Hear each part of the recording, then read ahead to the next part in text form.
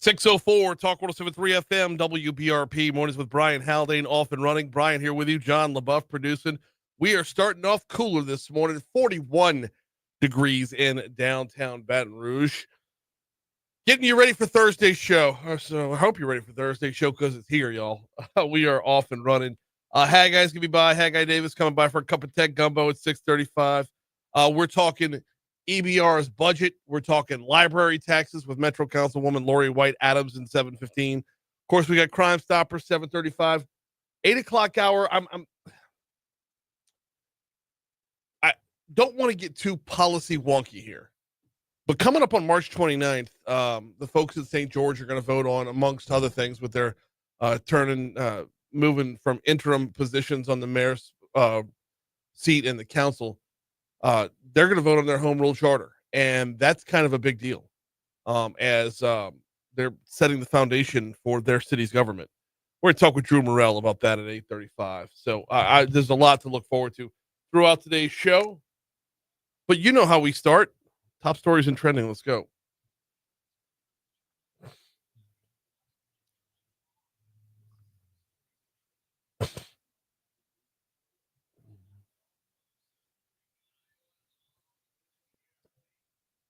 Number 5.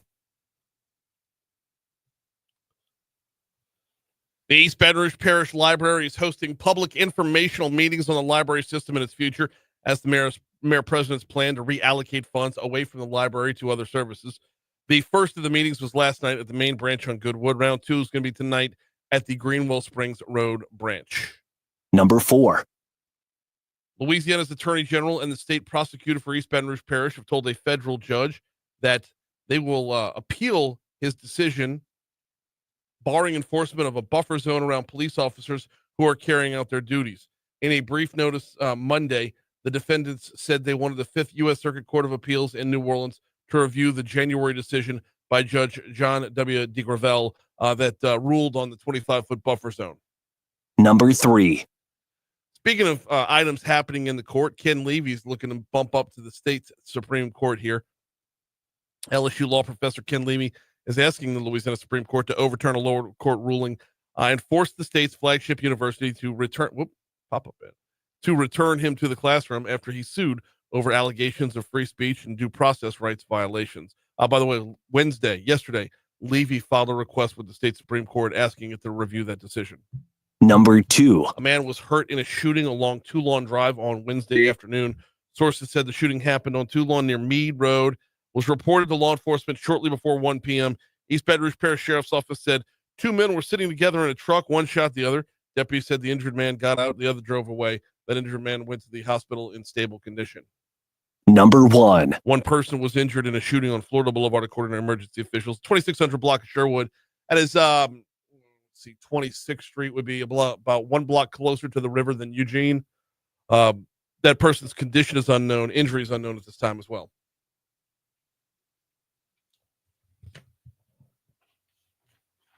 Oh, well, Speaker Mike Johnson's chief of staff, Hayden Haynes, was arrested for DUI after the State of the Union address on Tuesday night. That was the big story. It's like everywhere you turn. Yeah. President says if Hamas doesn't hand over all the Israeli hostages and American hostages by this weekend, all hell's going to break loose. Mm-hmm. Yeah, no. The DUI of the chief of staff is the bigger story somehow. Yeah. Don't really know. President pushes pause. And by the way, by this morning, everything seems to have been a little more even keeled as to the weight of the stories. Okay. Yeah, guy got a little loose. He'll do his punishment for sure. Yeah. For sure. I'm not trivializing DUI by any stretch of the imagination. No. I'm just pushing pause for 30 days on tariffs because big automakers asked you to. That's a bigger story to me. I don't know. And speaking of Tuesday night, during his address to Congress, God, we are the Real Housewives at this point. Like our nation is just the Real Housewives at this point. Anything we can sit around right? and be, don't want to say that word, catty about. Yeah. Anything we can be catty about. That's going to be the bigger story. Unfortunately. Yeah. That's where we're at, man. Slightly embarrassing. Tuesday night, of course, President Trump instructed his Secret Service director to make 13-year-old brain cancer survivor DJ Daniel an honorary agent. How about that, huh? There How we about go. that? Yeah. At that's what's up. if you didn't see the video of DJ Daniel in the Oval Office giving the president a hug, check it out. And if it doesn't warm your heart, then just check yourself into a rehab center. I mean, then you're colder. you than- have no heart. Yeah. You were like just this side of the Grinch. If that doesn't warm your heart, Should go three more sizes. 3 more after sizes. watching that. Yeah. Hey, remember the 2017 criminal debacle known as Firefest? Yes. It looks like the promoter is giving it another go with Fire 2, this time in Cancun at the end of May. Fire 2. 2. Electric Boogaloo. It's coming to Cancun like May 30th, I think it is. Yeah. All right, so this guy, I forget the guy's name that Billy put it on. McFarland. There it is. And Ja Rule. Oh. Ja Rule is tied into this as well. Yeah. Your boy throws a fake festival, gets a bunch of people on an island in the Caribbean, puts nothing out there to show for it as far as music is concerned. They're sleeping in tents when they get there. They had packaged sandwiches. Yeah. Which was the highlight of the trip, by the way. Damn good sandwich. As the highlight of the trip. Your boy goes to jail for this. Oh. And the entire time, I mean, he's over there. He's in the can, probably rooming with Phil Leotardo. You know, he gets out, and what's he want to do? Let's do it again. Let's do the sequel, baby. We're getting the band back together, man. Yeah. Oh, they had so many fake celebrity endorsements that after it came out, they were like, wait, we didn't sponsor this festival. Like, this time, though, I think he's just going to hand out headphones and the whole thing, headsets, and the whole thing's going to be virtual. He's going to hand out the VI goggles. Oh, VR goggles. Yeah. With Ja Rule headlining. Fire 2. Oh. Can you call it Fire 2 if the first one never really happened? It didn't really ignite, did it? Right. It's like, we're doing it again. It's like, oh, man. This is, sometimes the comedy writes itself, right? It does. In this case. Yes. Oh, if you got bilked the first time around. Right. Who's gonna give it another chance? I'd be willing to wager. Well, let's see. It was 2017, so we're talking 7 years ago. That's enough time. That's enough time to learn your lesson. It's also enough time to forget. Like, how many people on this guy's call sheet? He's like, "Hey, I know we haven't spoken. Hey, it's Billy. We haven't spoken in a while, but man, I gotta tell you, where I screwed up last time, I got it right this time. 20% of the people that went to the first one are gonna dive right back in, saying, this time we're gonna nail it. This time will be different. Unreal. Yes, it is. We're coming up on our first break, 612 at Talk 107.3 FM, WBRP. Gotta remind you about the folks over at Vex European, VEX. That's V as in Vinny. VexEuropean.com is the place to start if you drive a European vehicle. Hit up VexEuropean.com, hit that little drop-down tab where it says vehicles. See if you're making vehicles on there. If it is, you want to hit up Vex European for all your auto repairs, actually all your maintenance as well. Whether you're talking something as simple as an oil change or major engine repair, Vinny and his team have a master level technician that specializes in your make a vehicle. Now, look over at that specials tab, see if you can't save $100 on your first visit. You'll find them online at VexEuropean.com. You'll find them in real life on Benefit Drive, the backside of Industrialplex. I've been going to Vinny since I got my, I drive a really, really, really old Mercedes. And since I picked it up, I was like, somebody's got to take care of this thing to make sure I can keep it running until the wheels fall off. And that's exactly what Vinny and his team are doing. Check them out online at VexEuropean.com.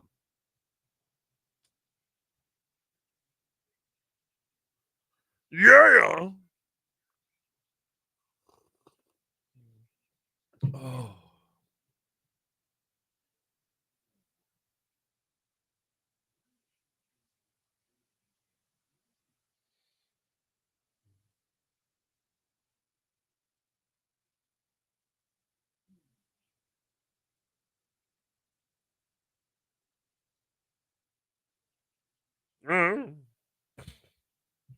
Morning, Scott.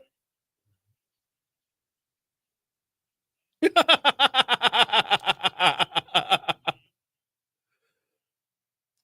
says it's already got the name recognition and everybody's gonna be talking about it. You can't buy that kind of advertising. Yeah.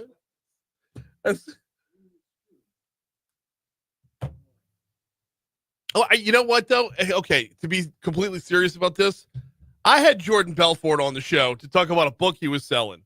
Yeah. I mean, and the book is about investments. I mean, if the Wolf of Wall Street can get out the can and sell you a book on what to do with your money. This guy can hold Firefest to be successful. Oh man, I'm going that Jordan Belfort route the next time around. That's good. Mm-hmm. Appreciate the inspiration there, Scott. Oh,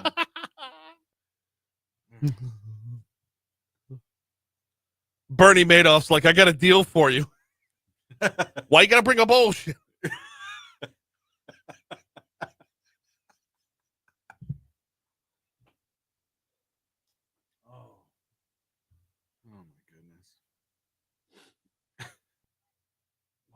Isn't that from Friday? Yeah, why you gotta bring up old stuff? I use it all the time. To be honest, I don't know if it came. Did it? Was it from Friday? I always. It was Chris Tucker. It'll be stuff that's brought But up. like, was it Friday or one of those movies with Jackie Chan? Oh man, it might have been a Rush Hour. Oh, why are you bringing up old shit?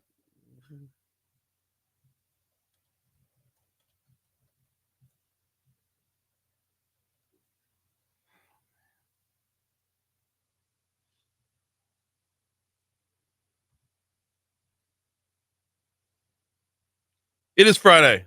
It is? With the first one? Yeah. Is it? Wow. Why are you bringing up bullshit?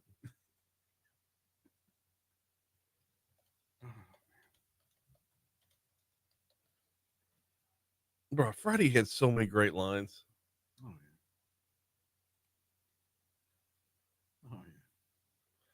yeah. Ooh. I opened up YouTube and I got the Talk 173 Live as one of the featured here. Oh, sweet.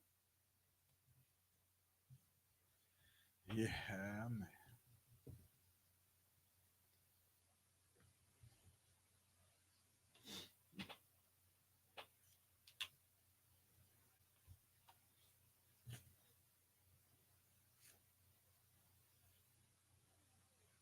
I see Livingston cuts here. Is this? Did I not email them to you? Mm-mm.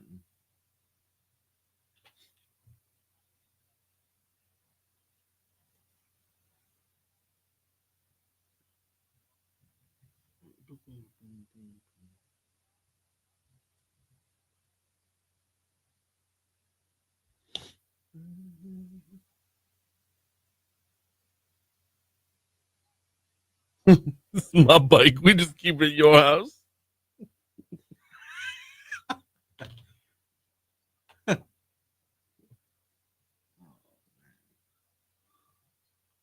That movie's 30 years old. Oh yeah, and I can't tell you the last time I even watched it. But yeah, But it's memorized. It's ingrained. Absolutely.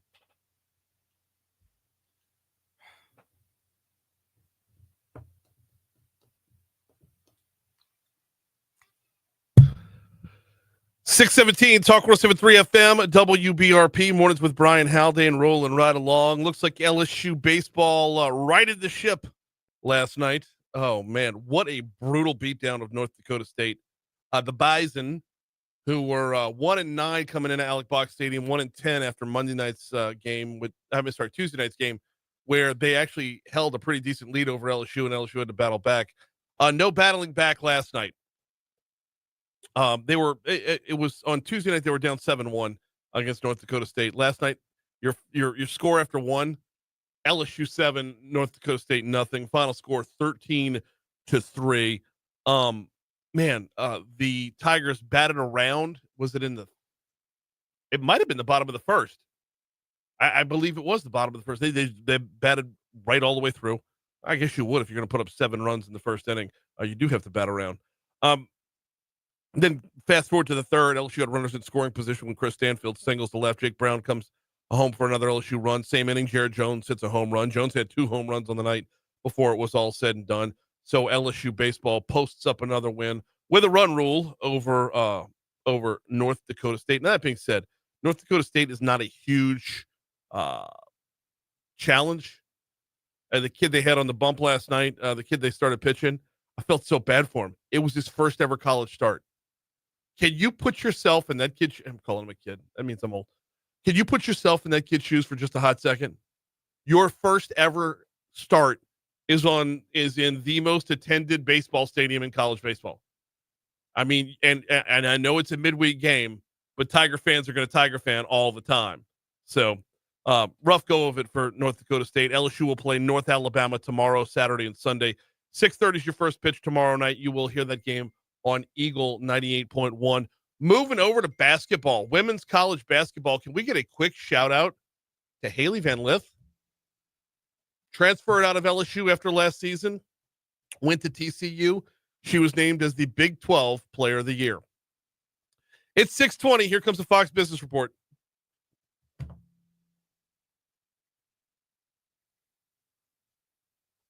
Patrick Reynolds says, "What's up with Franz?"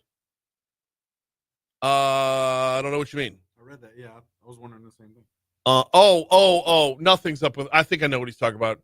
The news coverage from the Illuminator. Nothing is up with Franz.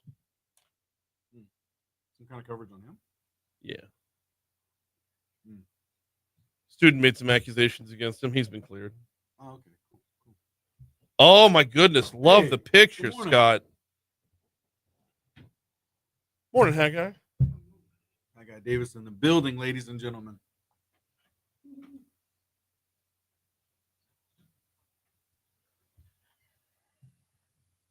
What's your boy, Scott McKnight, right there? Yeah. Listen to this show from Italy. Yeah, how about that?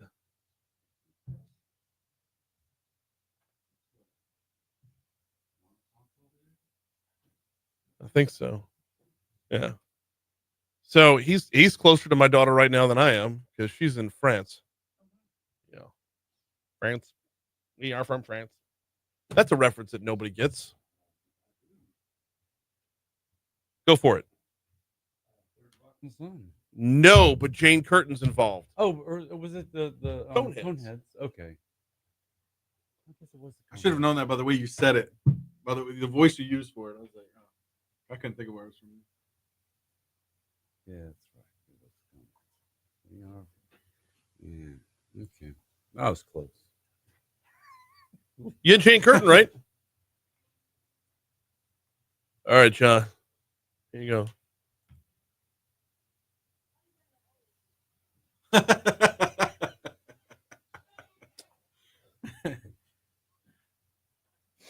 You know what got me back on Friday was Brandon Taylor, former LSU Tiger. Yeah. Does the pre and post game show on the network. I forget which game it was, but there was one game, and I mean, he and Marlon, when they're goofing during commercial and whatnot. I forget which game it was, but Brandon, what the hell? I forget what sparked the conversation. But Brandon looks over at Marlon and goes, "You know he's gonna cry in the car." I was like, "Damn, you just triggered like every line from that movie ever." That's insane. I was way too young watching that movie. Friday. Friday. Ice Cube, Chris Tucker. I know he's 30 years old now.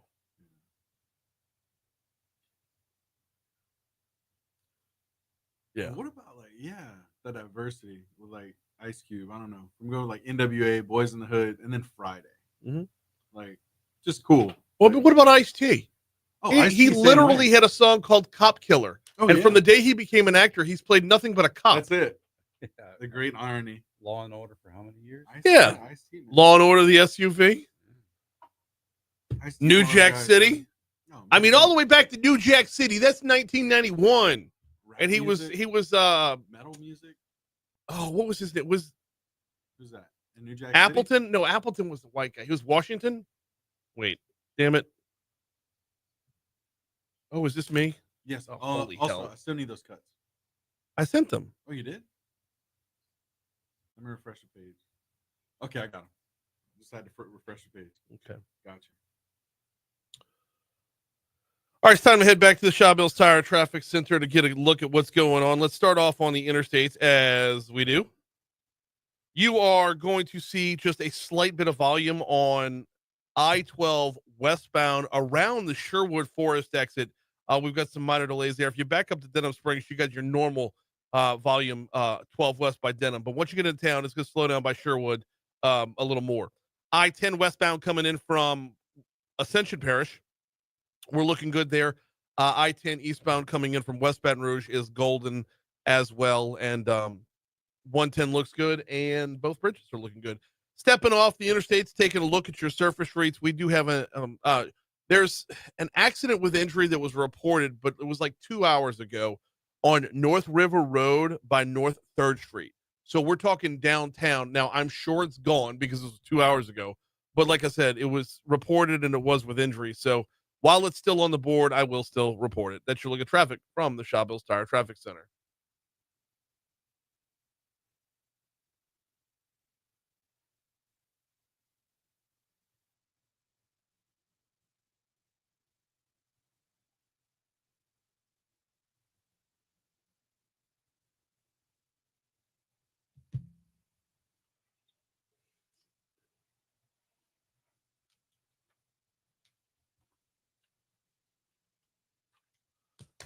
.625 Talk 107.3 FM WBRP mornings with Brian Haldane rolling right along. We got Haggai Davis coming up in about 10 minutes from right now for a little cup of tech gumbo. Before we get there, though, I saw this story out of Livingston Parish that really piqued my interest here for a couple of different reasons. Y'all remember To Catch a Predator on it was part of NBC Dateline? Chris Hansen, like they'd always have the law enforcement person posing as a child, as like a 13-year-old girl, and like some creep would bring over a 4-pack of Bartles and James, and maybe something a little bit more, but they're basically pinning child predators, stinging child predators into doing what they do, and then they're busted. I mean, as red-handed as could be. And then Chris Hansen would step out from behind the door and be like, "Would you have a seat, sir? Could we talk to you, sir? What do you got in the bag, sir? What are your intentions here?" And they try to weasel their way out of it. And, every once in a while, one of them would try to run. That's always fun because there's 50 agents right outside the door ready to tackle you like you tried to streak the Super Bowl. Always just the most uncomfortable moment to see the look on that dude's face when he's like, "Yep, my life is over. It doesn't matter what happens in the courtroom. I just got busted being a total perv on national television, and I deserve to go away."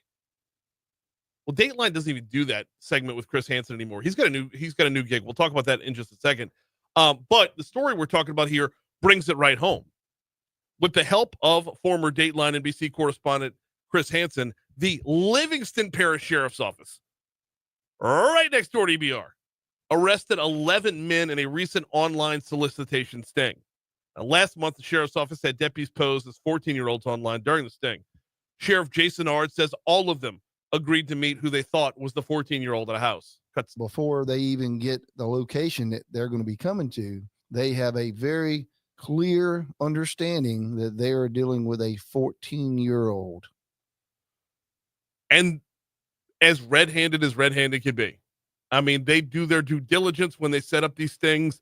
They do all the work beforehand. It's like you might as well, I don't even know why you bother with wasting the public's time with a trial, because all the evidence is spelled out. They're not going to do this unless it is a 100% slam dunk. Chris Hansen, for his part, says what's especially scary is that many people arrested were everyday people, some working in positions in which they were routinely around children. We had a guy who worked in the school district.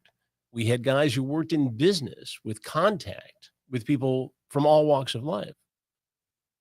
Hansen hosted that segment on Dateline NBC, the Catch a Predator segment, from 2004 to 2007. Hard to believe it's been that long since that segment was on. He says he thought people would catch on after the first couple segments, but they didn't, and since then they haven't. Here we are, 21 years this month from our very first sting operation, still seeing guys show up to try to exploit a child. It's ridiculous. Even with that possibility out there, even with the possibility which you ought to consider to be a probability, it's the internet. Nothing's real. And I'm not trying to give pedophiles a heads up here, but stop it. Better to not take the action at all. By the way, he's got a new show called Takedown with Chris Hansen. It streams on the True Blue streaming service that he co-founded. As for the suspects, all 11 are charged with felonies. 3 were found to be in the country illegally. They've got ice holds on them. Our news partners over at WBRZ posted up the full list of who was busted in the sting if you wanted to check out all 11 names. We got news, traffic, weather coming your way in just a minute. I do have to remind you about the folks over at Cajun Soft Wash. CajunSoftWash.com is where you want to start. Springtime is upon us. When you're talking about spring cleaning, don't just do the inside, do the outside.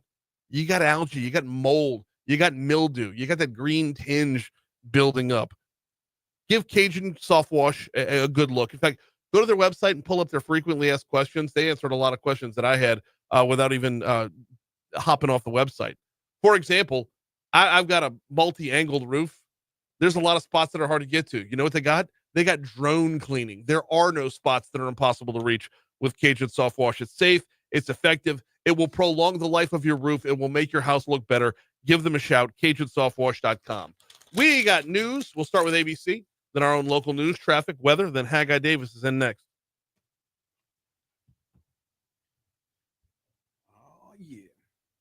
Did you guys see the guys on social media that would do that?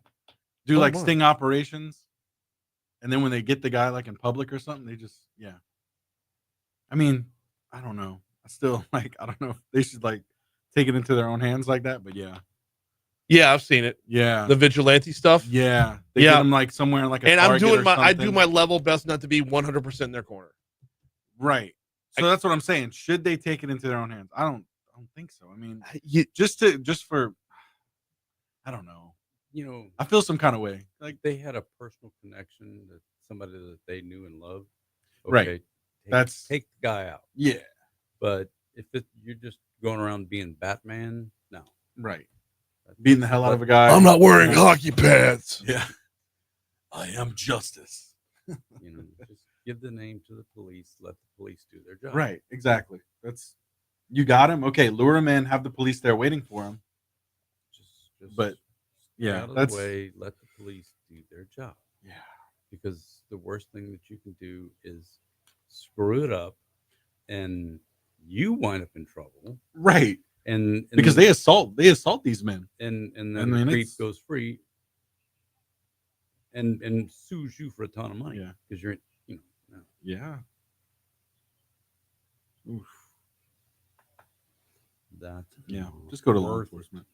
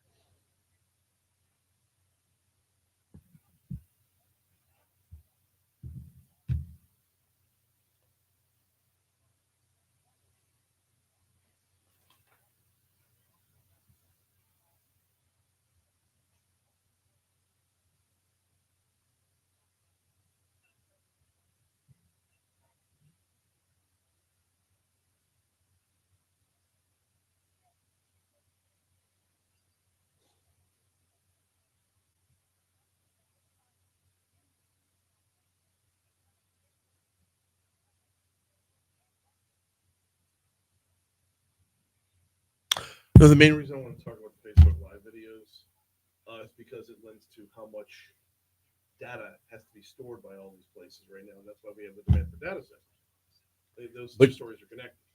The Facebook. If you record something and then upload it, that's not getting erased. Correct. It's just the lives. Just the And the amount of people that are abusing the lives. And when I say abusing, I mean they're like filming nothing. It's like Right. a chick staring at her camera. Like, oh, here's just I'm gonna go live while I put on my makeup in the morning.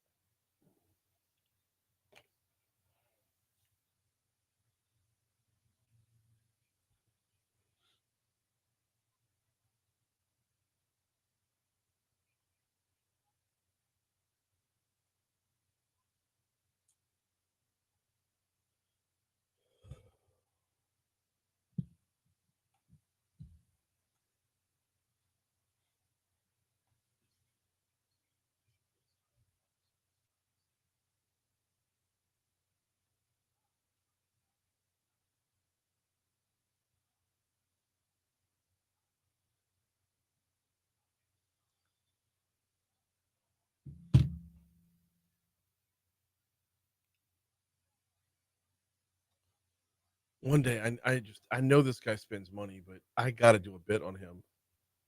His level of disdain for attorneys is insane.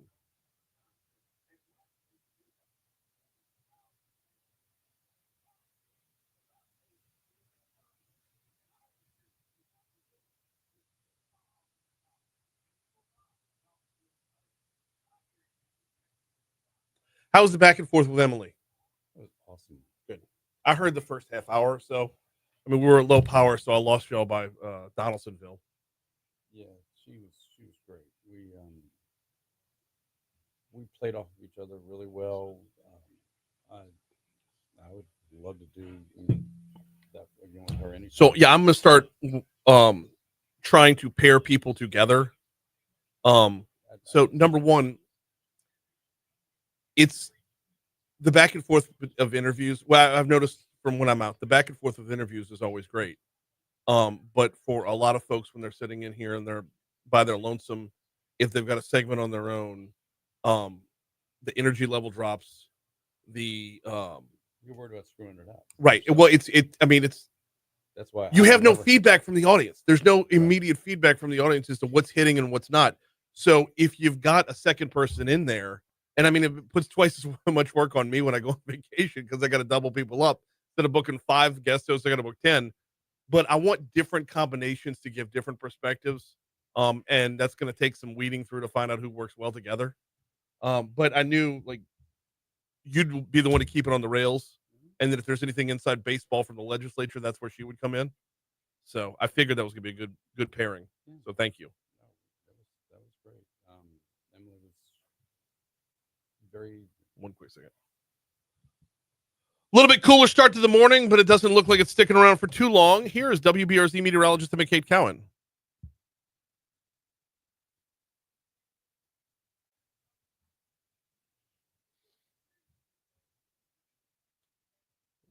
Yeah.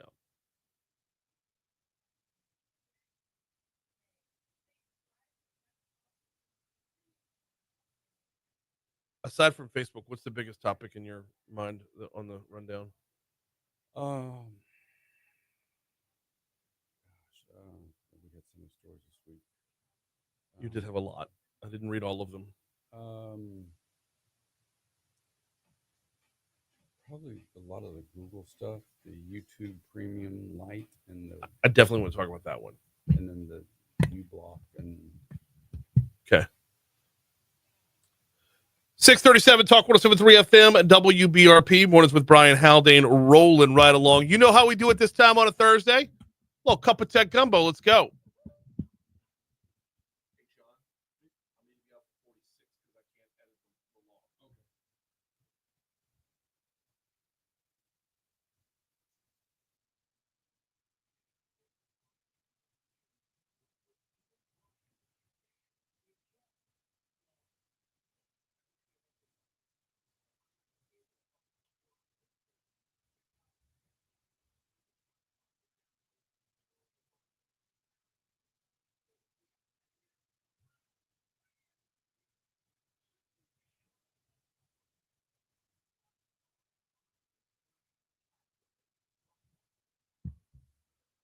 Yes, it's time for a cup of tech gumbo. We welcome in Haggai Davis as we do every week. How are you? I'm great. Could you send over a bigger prep sheet this week? Good Lord, man. What have y'all gotten into? We got into a whole lot of stories this week. I think we might have had a total of 12 or 14 topics that we were on a roll. Well, I'm going to start on page 1 of 19. Literally 1 of 19. Oh my goodness gracious. Well, but I'm starting with the one that I actually asked you about. Right. Facebook says they're going to be deleting live videos after 30 days. This is kind of a big deal for a couple of reasons. Number one, media outlets like, I don't know, us right here at Talk 107.3, we go live every single day. We have 3 hours worth of content from this show that's on Facebook Live every day. So if there's something we want to refer back to, we refer people back to, well, we put individual interviews, audio only on our website. But there's a lot of stuff that's on Facebook Live and nowhere else. So we're going to have to find it somewhere else. Effective February 19th, to be precise. Wait, what? Starting on February 19th, they're going to only allow Facebook Live videos to live for 30 days. After 30 days, they're going to be deleting them. Now, this has been, all these Facebook Live videos they've been posting for quite some time. You can imagine how many hundreds and hundreds of petaflops of data that are stored That's out a there. word I've never heard before. It's big number. Petaflop? Petaflop.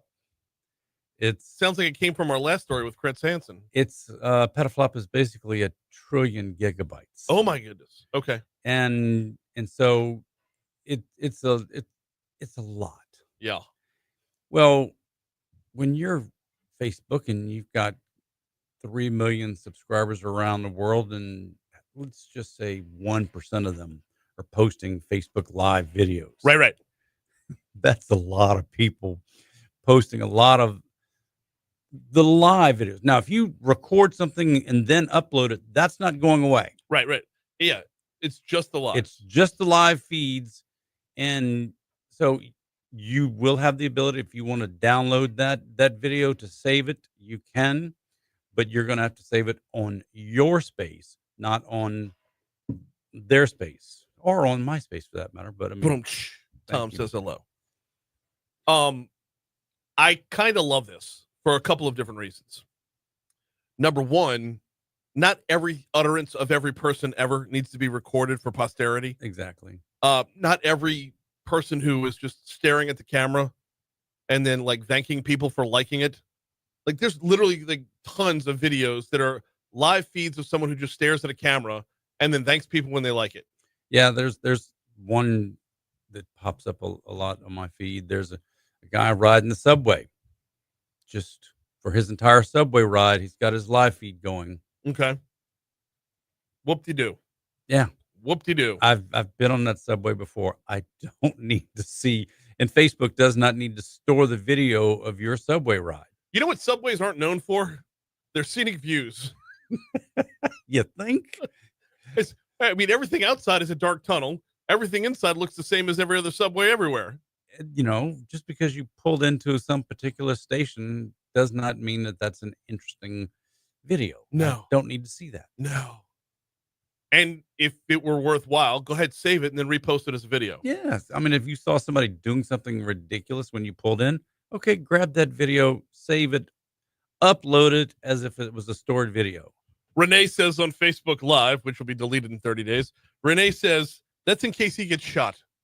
Okay, valid, but 30 days later, we know that he didn't get shot, so it can go now. The subways in New York City are really safe. I'd rather, they're much safer to ride the subways in New York than it is to drive through the 70805 at night. It depends on the train. I've been Depends on on most the of them train and at the multiple hours of the there's- night. There's some exits you don't want to take. But the point of the story here is twofold. Number one, not every utterance that everybody has needs to be kept forever. And number two, when you see announcements like Meta building a data center in Northeast Louisiana, and then you get the other data center coming to West Feliciana Parish, this is why our demand for data right now is so huge that these things are needed. Well, those data centers are to generate AI. Those for artificial intelligence, video generation, and that kind of. It's not, as I understand it, those data centers are not being built to warehouse live video. Somewhere has to warehouse live video. Yeah, but it's not going to be these. No, but if You're right in that there is just data centers all around the world that are just choked down with video that nobody's ever going to go back and see. that's my point. I mean, this stuff, once it goes past a couple of days in somebody's feed, who's going to scroll back to go find something from January or at this point, February 7th? You know, the only ones that do are the ones that are enforcing copyright infringement. The number of times the bumper music will spill over into the live feed, and we do our best to keep it out of there, but the bumper music spills over to the live feed, and like 3 years later, I'll get an alert that says, Sony Music has flagged your video. I'm like, uh-oh, I better go fix that. And I'm like, oh, from 2021. Never mind, I don't care. Flag it all you want, boss. Yeah. Take it. Keep it. It's yours. Have at it. Yeah, so It's So Facebook is going to be culling the herd, shall we say? That's a good terminology for it. Culling the herd. And, maybe convincing some folks that just don't have to share at all. Oh no, Doesn't people all are still have- going to do that. You think? Oh yeah, absolutely. That's not that. It's not going to change the pattern of people who do those things. It's just going to lessen what they're storing. Yeah. I would just rather see it go away. There's content that we don't need. When you're scrolling through TV and you're like, there's 150 channels and nothing on. It's infinitely worse with social media. Absolutely. The level of just, I'm trying my best not to be judgy. Can you tell I'm trying not to be judgy? I'm also trying not to be like old curmudgeon here. Well, welcome to the crotchety old bastard league. Okay, yeah. This is what I'm trying to avoid, guy. I'm Well, hip. I'm with it. You're almost there. I mean, I've been there for quite some time, but you're almost there. I don't know. I called a college baseball player a kid earlier. I'm kind of processing that. I'll tell you what. You got a kid who's almost in college. I know. We got a break. Quick break. We'll check traffic. We'll check your money now. We're coming back with more of a cup of tech gumbo next.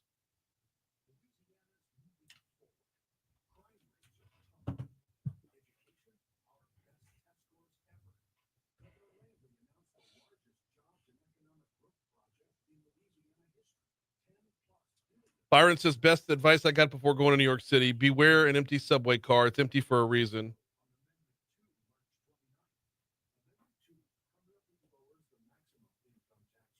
So, Patrick, to go back to your earlier question about Franz, he's fine. Don't believe everything you read. Stories do have angles. I'm not saying which stories are where, but you're not getting a full picture of reporting based off of what's out there. And also know that if there were a story, every news outlet would have it. Not just one news outlet repeating what another one said. Yesterday's daily report. Oh, I saw him. I saw it.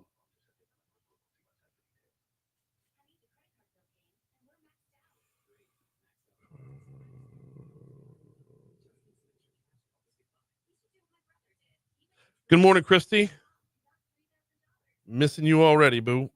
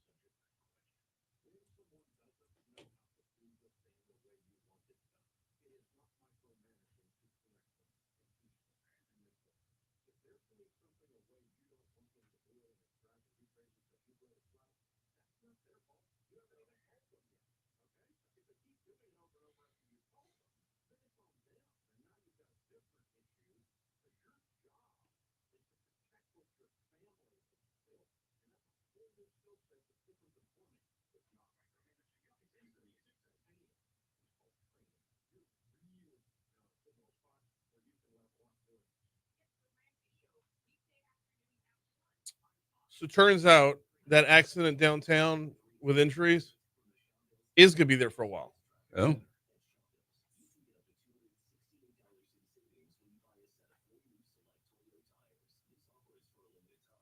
Let's see if they've got it.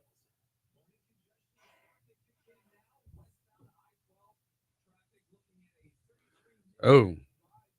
Matt I just said it was a train and a pedestrian. Pedestrian hit by train. Yeah. That means if the train is still out there, it's going to be blocking the road for a long time. Yeah, but if it happened along River Road, it's not blocking the road until you get back by. Well, you got Oklahoma Street. You got That's what I'm saying. yeah, It's not blocking the road until you get back South outside of Boulevard. downtown. I mean, outside of downtown for It could be blocking south. It could be blocking. They could be blocking a lot of streets. those trains are long. I know. I come through that way all the time.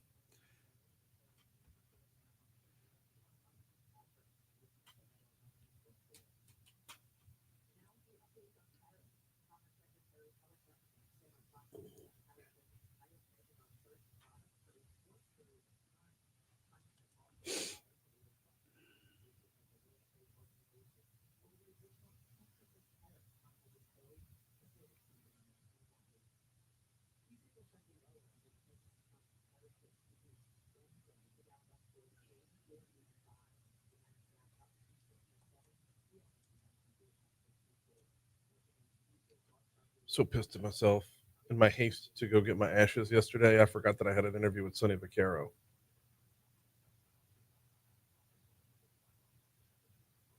As I was driving back, I got a phone call from from iHeart. I was like, Oops. "Where are you?" I'm like, "Pull in the parking lot now." Why?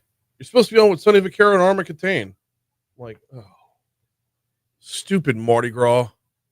Because they send out a reminder email the day before, but the day before was Mardi Gras. So I did not have time to sift through, because I'll get 500 emails a day. I did not have time to sift through all 500 emails coming back after Mardi Gras.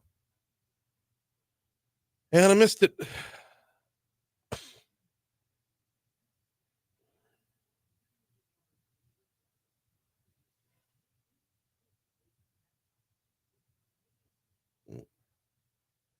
Did he mention the downtown one in traffic? I think so. Okay.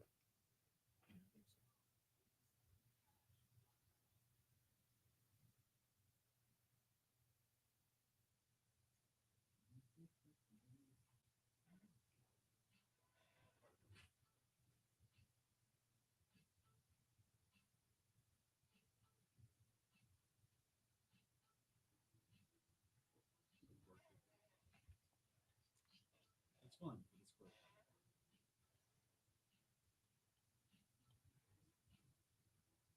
What in the world is Premium Light? 652 Talk 107.3 FM WBRP. Mornings with Brian Haldane rolling right along. Cup of Tech Gumbo rolling right along. We got Haggai Davis in the house. YouTube is trying again with Premium Light subscription. They're trying it here in the U.S. Haggai, give me the rundown on this.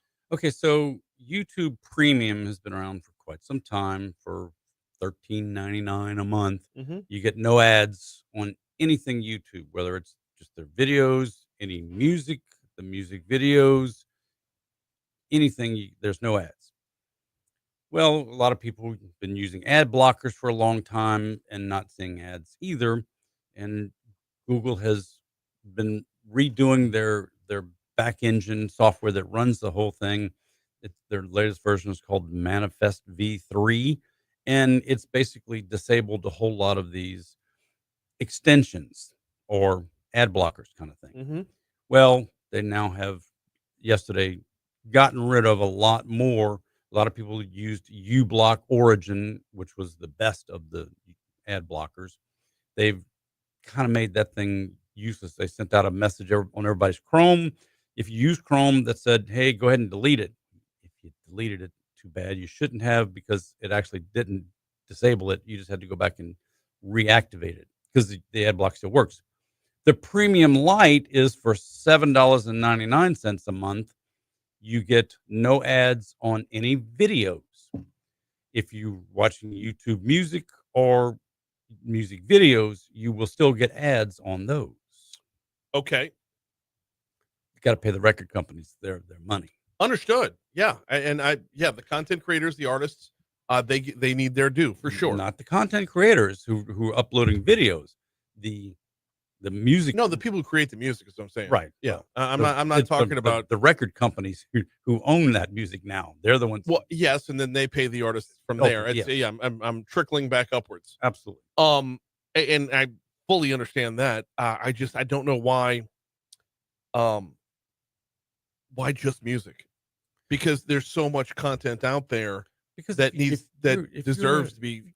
if you're a YouTube channel and you're uploading your content, you're not having to worry about music rights and things like that. You're freely giving your stuff to YouTube to put out there. But isn't there an understood, like, if you have a monetized channel, yes, I'm giving you the content, but you're going to pay me on the back end based off of how many times it's viewed. But there's no copyrights involved. None of those legal documents involved where there is with music. This is going to push us to a place where content creators start either like looking for representation, to where you're going to see online creators have an ASCAP or a BMI. You go down that rabbit hole and you're going to really alter YouTube. Absolutely, you are. I mean, you're going to cut off your nose to spite your face if Mhm. you're one of these content creators, because you're being monetized because people, if you've got 1 million subscribers on your YouTube channel or however many, 100,000 who come back and watch your content every week. Well, if you start forcing them to go to a YouTube Premium or Premium Lite where YouTube can generate money to be able to pay you for the content, all the uploads or downloads that you get from that video, you're changing YouTube now. But okay, you got to forget about YouTube for a second and think through the lens of the content creator. You don't discount the ego here. Oh, The videos that are put out there, they believe they're important, and they want to be compensated for them. they do, and they are compensated for the number of views, because don't feel bad for YouTube or Google. They are still making money I know. by creating all of the advertising campaigns based upon all the data they're collecting on you. Mhm. So whether or not YouTube is paying for these videos or not, YouTube is still making a lot of money because they're turning around. Even if you're not seeing the ads on YouTube, you're still seeing the ads everywhere else based upon what Google is collecting on you. All right, now let's go back to the consumer's end of this, because to me this feels a lot like cable television. I'm paying a subscription plus I have commercials for a lot of it. Well, for $8 a month, it's only $8. I mean, it's that price elasticity thing. Where does that number, once it gets to $10, oh, I'm out. But $8, I'm good. For $8, and I don't have to listen to any YouTube videos or advertising. Yeah. Okay, for $8, sure. And that's what they're hoping for. The crazy thing is I would like it inverted. When I've got the music going, I'm probably at the gym or I'm doing something where I just want the music. If I'm sitting down to a free YouTube video that has been free in the past, I understand I'm going to get a pre-roll. I understand that commercial is going to happen before the video happens. It's like this mutual unwritten understanding. And I wonder if they would have a premium reverse. Whip that Uno card out. Nope. You're going to pay for your music. Yep. Just ruins it though. I mean, you're on the treadmill, you're on the spin bike, whatever. I like when I'm sitting at my desk working, I like to pull up YouTube and play the mixes and have that play. We got about 2 minutes left. Tell me about the Chrome extensions that have been axed. So YouTube Origin was one of them. There was a whole lot of Origins, a whole lot of these extensions, and it's not that YouTube is getting rid of the extensions. Those people who have been creating the extensions, if you're not upgrading your software to be compatible with this Manifest V3, then it's just not going to work on any of the Chromium browsers, being Edge or anybody else that's now got Chromium. And that means you have to keep up with whatever they keep up with. Every time they upgrade, you got to upgrade. That's right. If you're creating these softwares that are going to run these extensions, you gotta keep up with the big dog. All right, I can see that. Yeah, because that's about the user experience. It is. He is Haggai Davis. You can catch a full serving of Tech Gumbo Saturdays and Sundays right here on Talk 107.3 FM.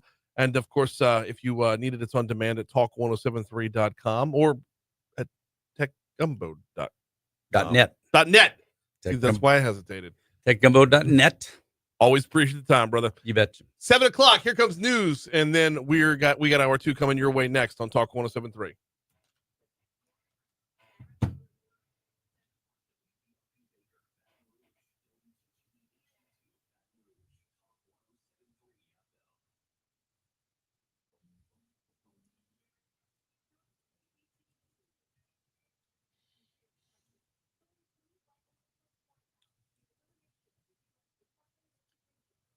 Oh, crap. We didn't even get the Skype going away. I know.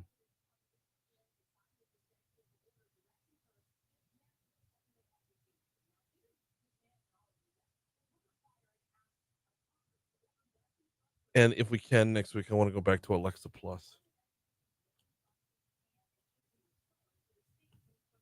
Because it's scary.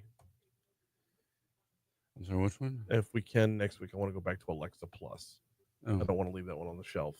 That's the conversational end of it. Mm-hmm. Alexa's now your friend. Well, you have to have the Echo Show. If you just have the Amazon tube, I got the hockey puck. that ain't gonna work. Okay. That it's got to have the display screen version on the front of it. Can I buy? Can I get like an animatronic, actual person look like a person? Can I get like Abe Lincoln from the Hall of Presidents, or Chuck E. Cheese, the Rockefeller explosion? We'll just, if I want to, It's got to look like that. Whoop.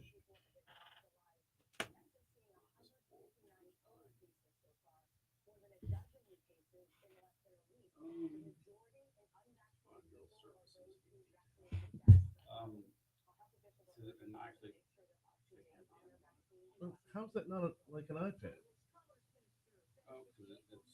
But you got apps you can access from it. It sits in the kitchen, and so when I'm cooking, I want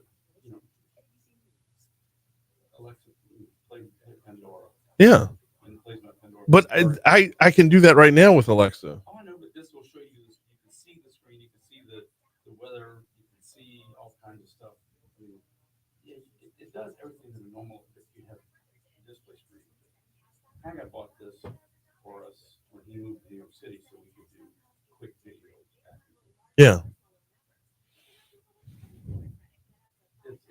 There's nothing special about this one versus the hockey puck or the big tube. Yeah. Other than that, it's got a display screen. Display screen. That's the only difference. Yeah. We'll see the value in that. I'm not going to get it, but I see the value in it. It does. I mean,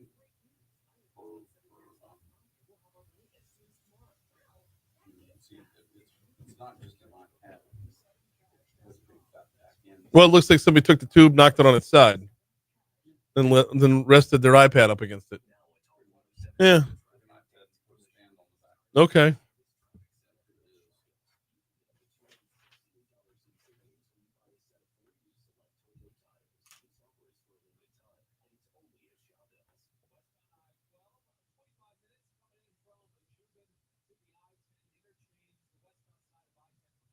See, that's normal delays. He's leading with normal delays. Pedestrian hit by train is not the headline you hear every day.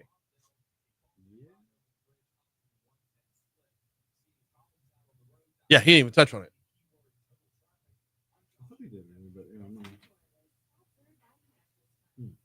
Oh, shoot. Can you let Laurie in? Thank you.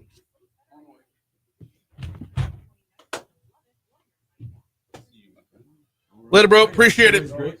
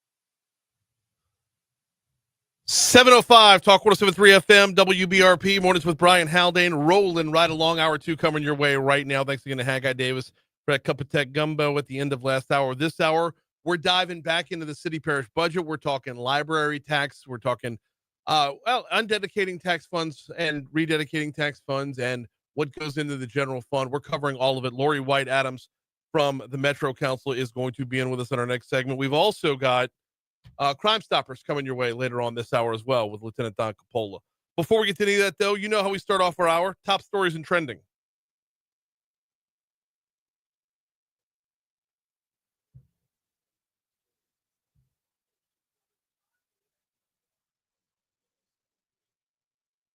Number 5. Number 5 looks like we're in the clearing stages now, but about 2.5 hours ago, a pedestrian was hit by a train on River Road early this morning. Happened around 4:30 a.m. in downtown Baton Rouge. The train, of course, stopped following the crash, forcing any cars passing by to take an alternate route if they needed to cross the tracks. I'm trying to stay dialed in on this one as best I can, but it looks like traffic has cleared up by now. If you are downtown, like, for example, if you take Government Street and then turning onto River Road, it was backed up there about 20 minutes ago. Now it looks like that's clear. So hopefully that train has picked back up and moved back on, and the investigation has since concluded. Number 4. East Baton Rouge Parish Library is hosting public informational meetings on the library system and its future as the mayor president's plan to reallocate funds away from the library to other services. The first of those meetings was last night at the main branch on Goodwood. Round 2 will be tonight at the Greenwell Springs Road branch. Number 3. Louisiana's Attorney General and the state prosecutor for East Baton Rouge Parish have told the federal judge they will appeal the decision. They will appeal the judge's decision barring enforcement of a buffer zone around police officers who are carrying out their duties. This is that law that put that 25-foot buffer zone in. In a brief notice Monday, the defendant said they wanted the 5th U.S. Circuit Court of Appeals in New Orleans to review the January decision by Judge John DeGravel, who called the law vague. Number 2. A man was hurt in a shooting along Toulon Drive on Wednesday afternoon. Sources said it happened near Meade Road, was reported to law enforcement shortly before 1 p.m. East Baton Rouge Parish Sheriff's Office said the two men were sitting together in a truck. One shot the other. Deputy said the injured man got out. The other one drove away. The injured man was taken to the hospital with non-life-threatening injuries. Number 1. One person was injured in a shooting on Florida Boulevard last night, according to emergency officials. The 2600 block, which is one block closer to the river than Eugene Street. The person's condition or their injuries was unknown at this time. Same thing when it comes to suspects and or motive.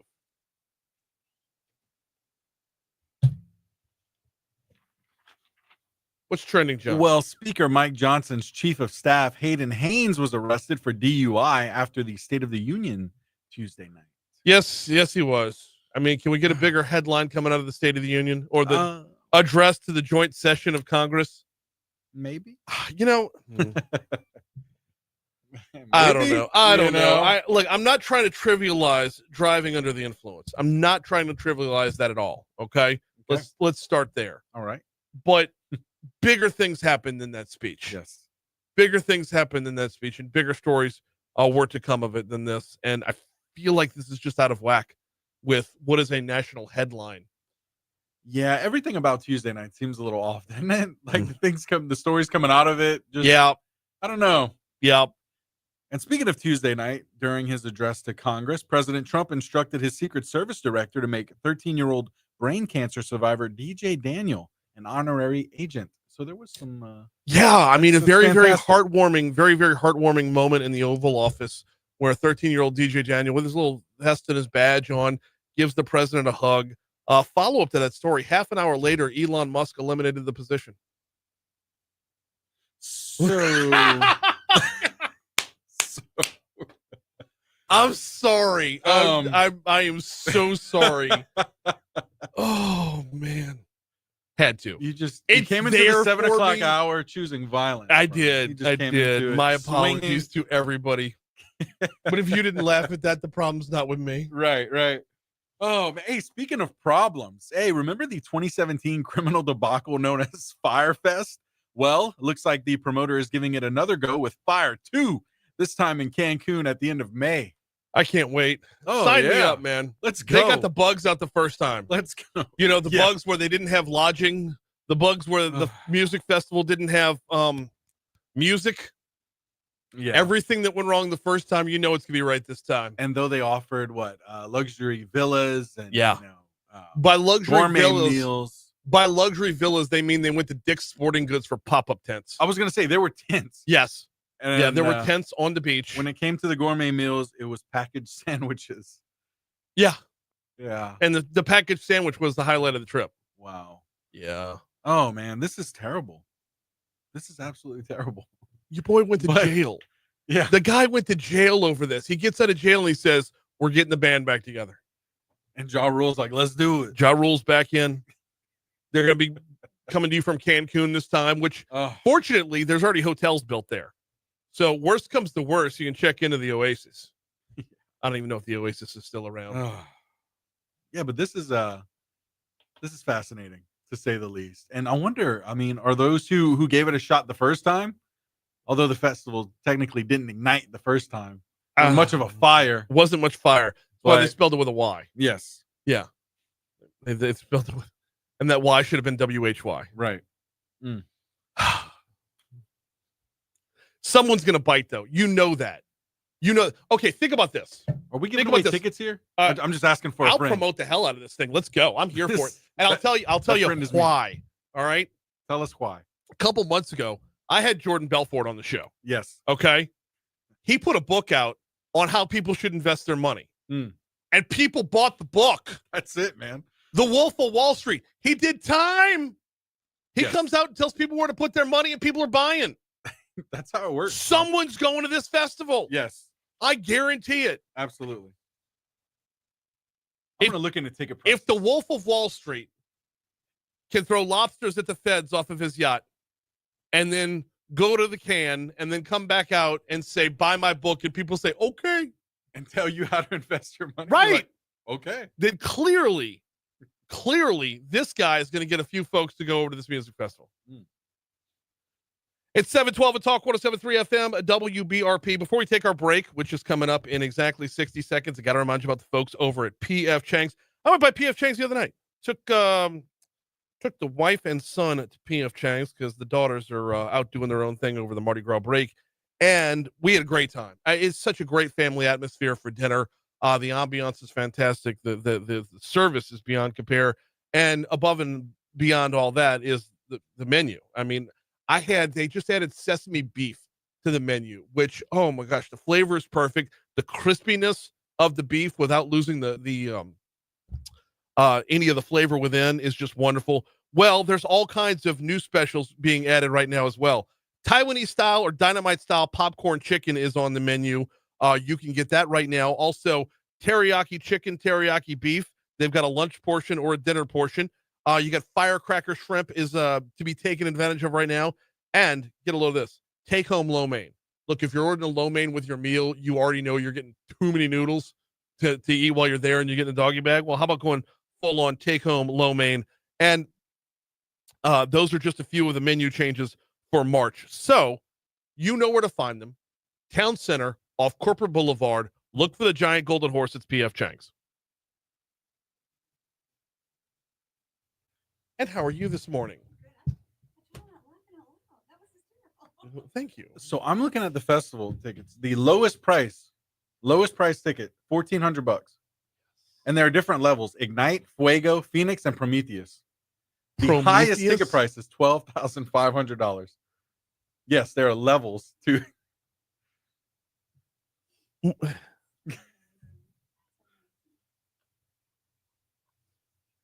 This is insane.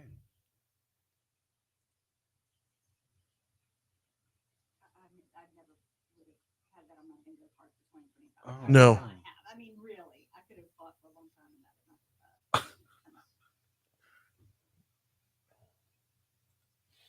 that. Fantastic. How are you? So we'll start with the what's really being talked about as far as moving money around is concerned, like how much is needed. Then we'll just get your take on what the plans are that are out there in their current form and where they could go. I mean, everything's open for discussion. It's all discussion right now. So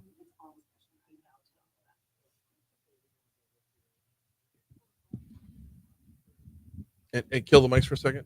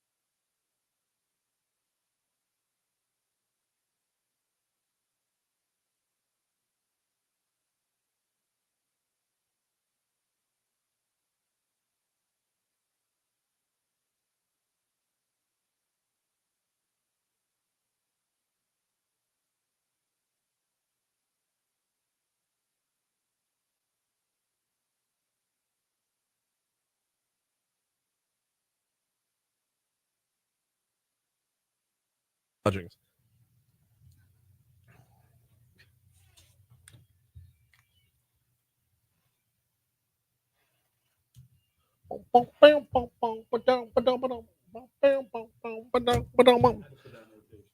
You what?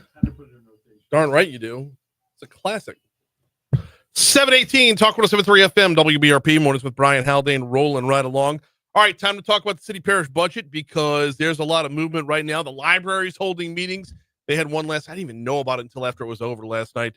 They've got another one coming up tonight. Actually, there's a whole series of meetings that the library is putting on, informational meetings, being obviously held on their home turf. They've got libraries with facilities to host meetings, so that is where they're hosting meetings. But let's talk about this from a broader perspective. Welcoming back Metro Councilwoman Laurie White Adams. How are you this morning? I'm great, Brian. Thank you for having me. Of Great course, to be here. always glad to have you on. I'm trying to reach out to as many players in the game as possible. I'm looking for as much inside info as we could possibly get because as our city parish budget evolves, Right. I mean, it's just there's so many pieces of the conversation. And that's where I want to start the conversation. Absolutely. Is by saying this is a conversation. Absolutely. Nothing it's a that's community said- conversation. Yes. Yes. Nothing being said right now is etched in stone. No, absolutely Yeah, not. but Moses is not coming down with tablets He's anytime not. soon. Yeah. Everything is in flux. Everything is moving, and I think everybody in this game understands that. Absolutely. Hopefully, Yes. The sausage is being made. yes, That's what's happening. absolutely. And it's not pretty. Making the sausage is not a pretty process, No, but it's critical. Mhm. And school boards and city councils and consolidated government councils all across the country do this. And glad to have the engagement from the media and also from residents. right off the bat, you said one of my trigger words: consolidated government. I'm going to do my best to ignore that because because the understand. conversation always comes around to that. Yeah, I know. At the end of the day, we always get back around to why We aren't we struggle going? with that. Yeah, Yeah, so I get it. I understand. let's that. start with the overall budget. Your takeaways of what's being talked about right now. What's actually feasible? What can we do with? How possible is it to undedicate library funds and rededicate them to the general fund? Yes, right. that in of itself is a lot of moving parts. Oh, sure. And just to be clear, I think there is a lot of confusion, especially about the fund balance that the library has.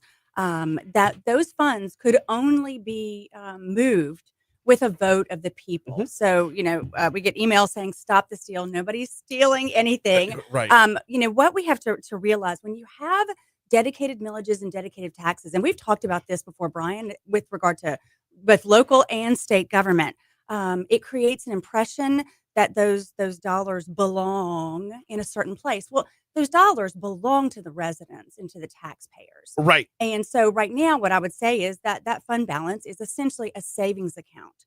And what I've recently come to understand is that the amount reported in the budget every year for the past 6 years, the fund balance reported in the budget is about 20% lower than the fund balance the library shows in the comprehensive audited financial statements for the city parish. So right now we have been banding around the number of 92 or 93 million.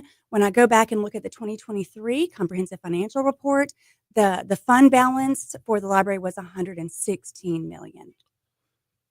So Okay. there's more. What I'm telling you is there's more money there than Mhm. what has been discussed in public. Yeah. So And I'm glad you are and you're looking at numbers, because numbers seems to be the elusive thing here. absolutely Hard and fast numbers seems to be elusive, because So- we're told about rolling over budgets and operating expenses right, as if an operating expense isn't part of a budget. right, We're constantly given numbers, and at the end of the day, right. people start saying things like, "Well, why does it take twice as much to run Baton Rouge libraries as it does Nashville?" Right. So let me give you one go other for it. number that I've dug into over the last few days, and the fund balance for the library has not dropped below $71 million since 2014, and it now sits at, as of the 23 report, 116. And I have not confirmed, but that it's greater than that at this moment. Okay. So it's like the city of Baton Rouge, the taxpayers of Baton Rouge have had $71 million sitting in a savings account since 2014, Mm-hmm. while every year taxpayers have paid millions in debt service. So anyway, So, we may not be spending taxpayer dollars as wisely as what we need to be. Of those numbers that you just gave me, none Yes. of them were what was on the millage revenue report that the library put out. I don't think I've seen that. I- You'll have to. Well, I don't want to. We don't need to math this whole segment. That's bad radio. Math on radio is Yeah, terrible. and- I'm so sorry. I'm so sorry. No. It's all good.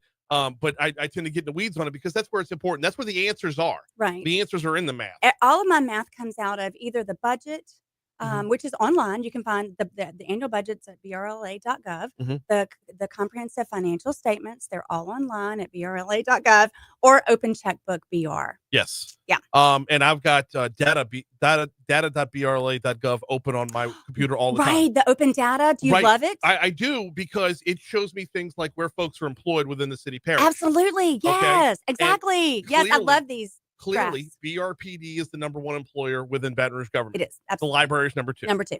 which is why they're going to be the ones that are going to be in the crosshairs as far as Because Uh, that's where the funding is. right. That's right. that's where the money is. That's where the largest number of employees is. And that's where we had And- $73 million sitting in a savings account since Yes. 2014. At least So, it's been more than that, but One at of the least. things that I'm told when I'm told why the operating budget for the library is so high is the number of services they provide. Sure.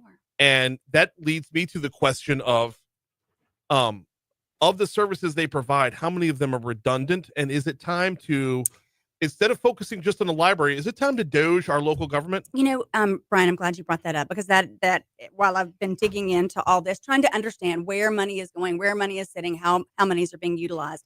Absolutely. I think there is some redundancy. Mhm. Now I will tell you, I mean, the best thing to doge a government quickly are financial crises. It's things like what we're going through right now. Yeah. Because it's where department heads, agency heads, elected officials dig in more deeply than you have time for in just the regular course of operation. But yes, do we need to look at workforce services taking place in employee BR compared to workforce services? And it's a significant. You'll see some significant checks written for workforce services in the library.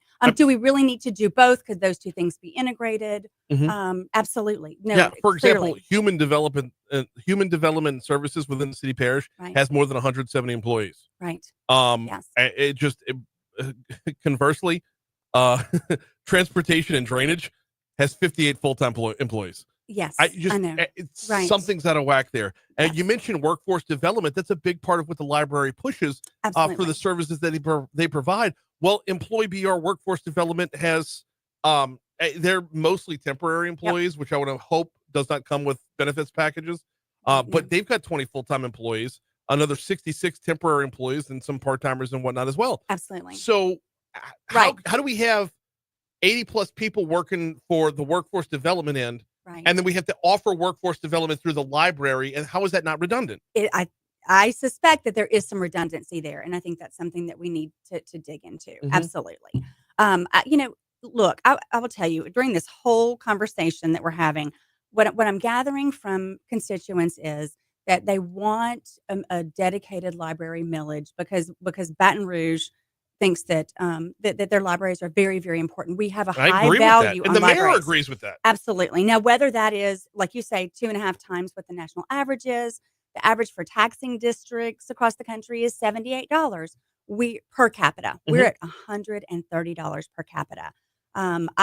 With all the other needs that we have and all the other problems we have, I don't know that we can afford we've added 50% to the fund balance, over the last, the fund balance has grown by over 50%. I'm saying anyway, every year, annually, we've been adding more to it. Sorry. No, I'm probably not quoting my statistics right. But we've seen, over the last 6-7 years, we've seen revenues for the library go up by 47%, expenses go up by 33%, and we've seen the fund balance go up by 50% as well. We got Metro Councilwoman Laurie White Adams in with us.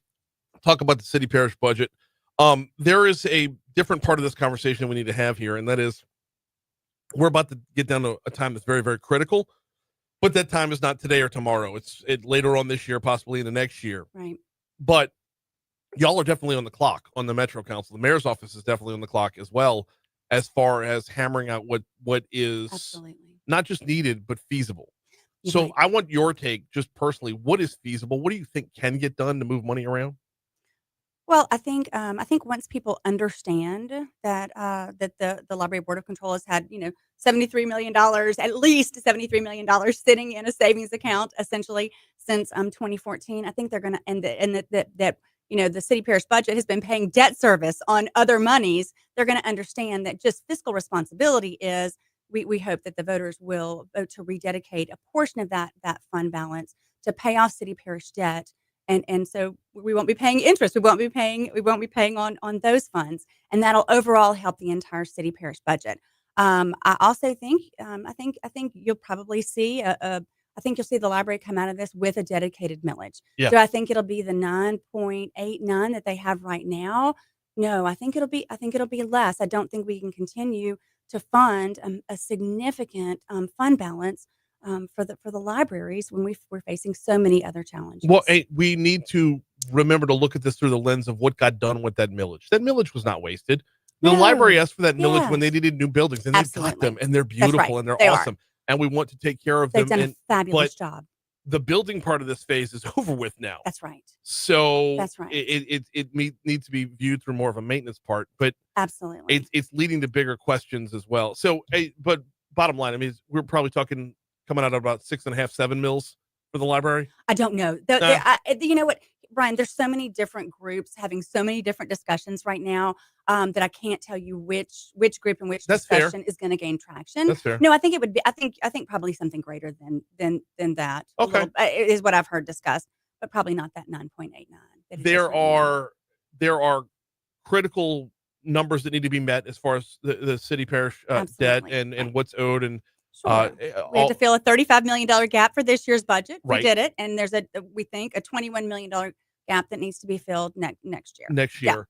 And that's not even getting around to the things that we need and don't have. For example, That's right. we need more police officers, we and we do. probably should pay our police officers more than smaller cities in our surrounding area. Sure, absolutely. and Well, to that- retain them, we have to, Correct. right? Correct. And oh, by the way, I don't know if you looked through your couch cushions lately, but we need $100 million plus for a new jail. Probably 120. Yeah, I mean, I've heard even higher than that. higher than 120. Yeah. I mean, can we throw some books in the new jail and call it a library? Yeah, I know. That's- It's I know we are facing a time of a lot of needs, great needs, and very limited funding. And I'll tell you, Brian, people keep saying to me, "Well, put another tax on the ballot. Put another tax on the ballot." We can't. We're already at a very high rate of tax. We cannot continue to use the people of this parish as an ATM. They're not. We have got 1 minute left with Metro Councilwoman Laurie White Adams. Within that last minute, timeline this for me, just to give everyone kind of an idea of how this conversation is going to progress and when we can expect to see it pivot towards here's what is going to be real. So my understanding is we've got to get something out of the Metro Council by April, because whatever we do has to go to the bond commission and then come back and then go on the ballot. So the next 4 to 6 weeks are going to be incredibly intense. Yeah. You could see 2, 3, or 4 different proposals all be put onto the Metro Council agenda and voted on. So we're heading into a really deep a time of a lot of work for Metro Council members and for the community at large. But we'll know something by the end of April. Which, or at least what's going to be on the ballot. We'll know what's going to be on the ballot by the end of April. Okay. Well, looking forward Is my to understanding. it. Is my understanding. Yeah. Looking forward to it. She is Metro Councilwoman Laurie White Adams. By the way, the Metropolitan Council has 21 full-time employees, 12 council members, and a handful of part-timers as well. And they get the phone calls for everything. Yes, we do. Yes, we do. Everything. Yes, we do. Yes, we do. It's not the part-time job it's sold as. Let me tell you that. That is the data.brla.gov that I was talking about before, where you get to scroll through and see just what we put where.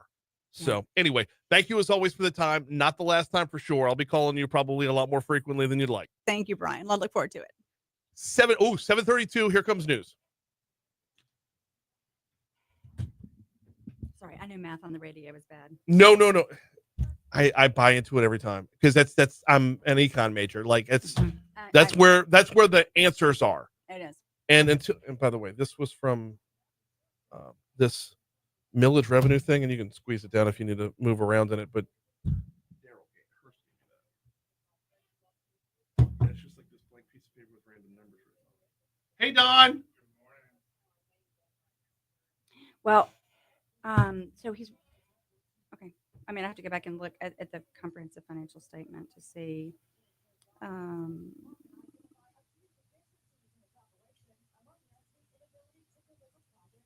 So they're bringing in more. Yeah. It should be a positive number over here, not a negative number. Isn't that scary? Even by their own sheet. Mm-hmm. Oh, they're showing a negative variance when it's a positive variance. Right. Yeah. Right. If you budget for a number and it comes in actually more, it's a positive variance, not a negative. Right. Yeah. Yeah. I've got some. I've been working on some data.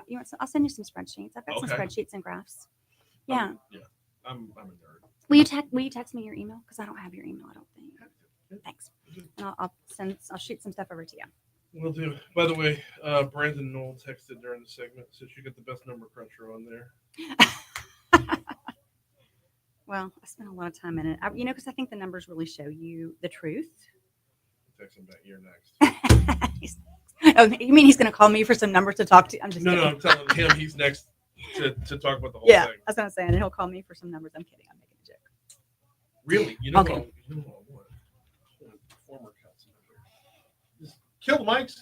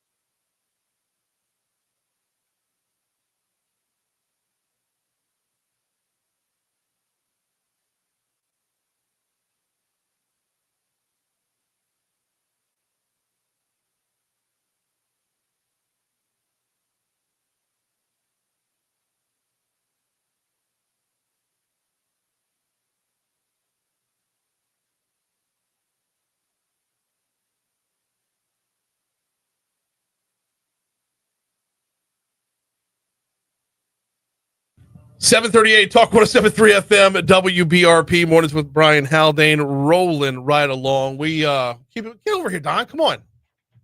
It is time, as we do on a Thursday, to dive into Crimestoppers. Let's go. Laurie. Cup.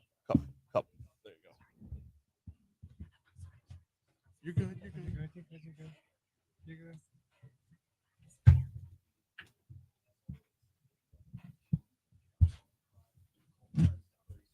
I'm asking her too many questions. No, that's fine. It's on me.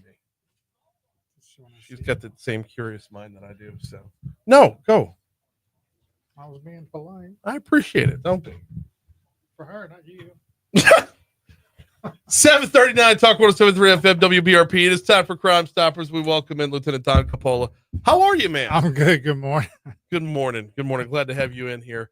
You're following a lively discussion, so you got to keep the momentum going. Look, I'm ready. Keep I'm the ready. momentum going. I got to start off with this though, man. I got a bum knee. My knee has Bowling. been hurting. Was it bowling? I think it was from bowling. So hopefully I'm just sore and I didn't do anything to knock me out of commission before pickleball. Really? You're gonna really? I'm hoping. Oh Don. my goodness. Just I'm What? letting you know ahead of time. So that we're on the right in page. March. We're in March. Pickleball is in May. Okay. Uh, I think I'll be recuperating. How long did it take you to think of this? What?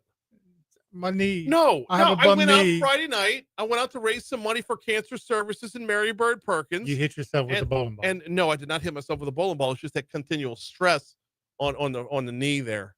That's you know what? Don't need it. I don't need my knee. Screw that. Forget it. I don't need my knee. I'm still gonna go out and play pickleball with or without a knee. Good. We'll brace it up, shoot me up. There you go. You got something that can I mean, I don't, but I'm sure okay. somebody does. all right. We'll get this problem solved. So how was bowling? Bowling was fantastic. Good. But look, you could tell me you can't tell when the problem started over here. 164 in the first game. Okay. Respectable. Very, very respectable. That was your score? That's my score. Okay. 83 in the second, 86 in the third. Significant drop off there, Don. I was alarmed. Did they move the bumpers after the first game? Well, okay. If I'm being completely honest,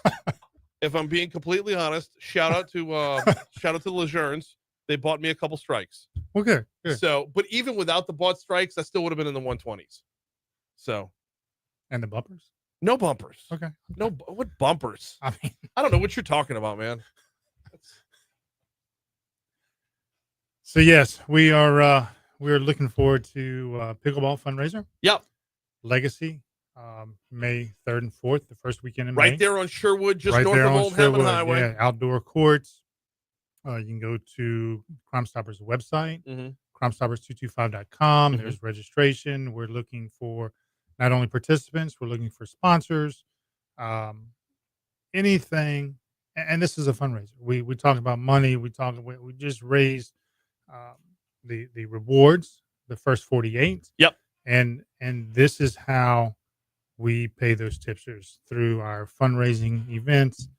And we appreciate everyone who participates and takes part. Our luncheon is huge, as you know. So thank you. Thank the listeners. And let's keep it going. I'm ready to roll. Knee or no knee. You know why? Because you don't need it. You don't have to have lateral movement. You don't think? I don't think. I'm ready, man. I'm so in. I'm so in. I like it. Yeah. I'm looking forward to see. All right. It's there, man. Look, do not let the exterior fool you here, okay? No. There's an athlete under here. I see. Yeah. I mean, bowling. That's Yeah. awesome. Bowling's not athletic. I just hurt my knee in it. I can hurt my knee climbing stairs. Thank you, Laurie. I hurt my knee climbing stairs. I'm just, the athleticism versus klutziness are two different things. So, Okay. and you put pressure on any part of the body that you're not used to putting pressure. Like this all here in the forearm here. After you bowl for 3 games, you haven't bowled in 2 years, you bowl 3 games out there. It's gonna be sore for Maybe a little the bit. ball was too heavy. It was 14 pounds. Okay. It's a little bit lighter than normal, Okay. but that's the biggest they had. So, all right. Crimestoppers. Yeah, we're ready to catch some bad guys. Let's go. Baton Rouge police are looking for a Jaden James, 18-year-old Jaden James. Investigators believe that James was inside a vehicle, believed to be his own vehicle, who he let someone drive at the time. They went to a local fast food restaurant. 2 people within the vehicle got out. 3 stayed in the car. Mhm. During the time that the 2 that exited to go order food, they heard the horn blowing and they were being waved back to the car. So they come running back to learn and see that another individual that was in the car had been shot and was laying on the parking lot asphalt. Oh goodness. So through the course of this investigation, investigators believe that James was in the back seat at the time, attempted to rob an individual that was sitting in the front seat Mhm. of their belongings. A struggle ensued.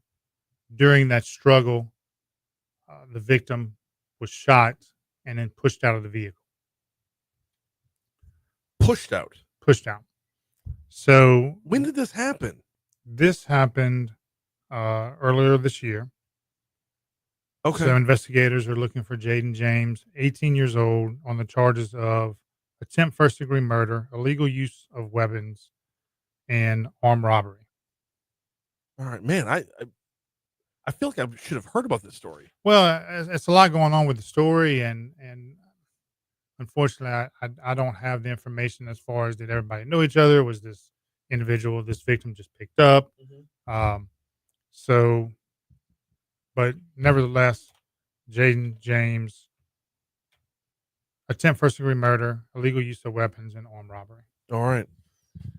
Moving on, Baton Rouge Police is also looking for John Clemens. John Clemens, 57 years old, on the charge of aggravated battery. Investigators believe that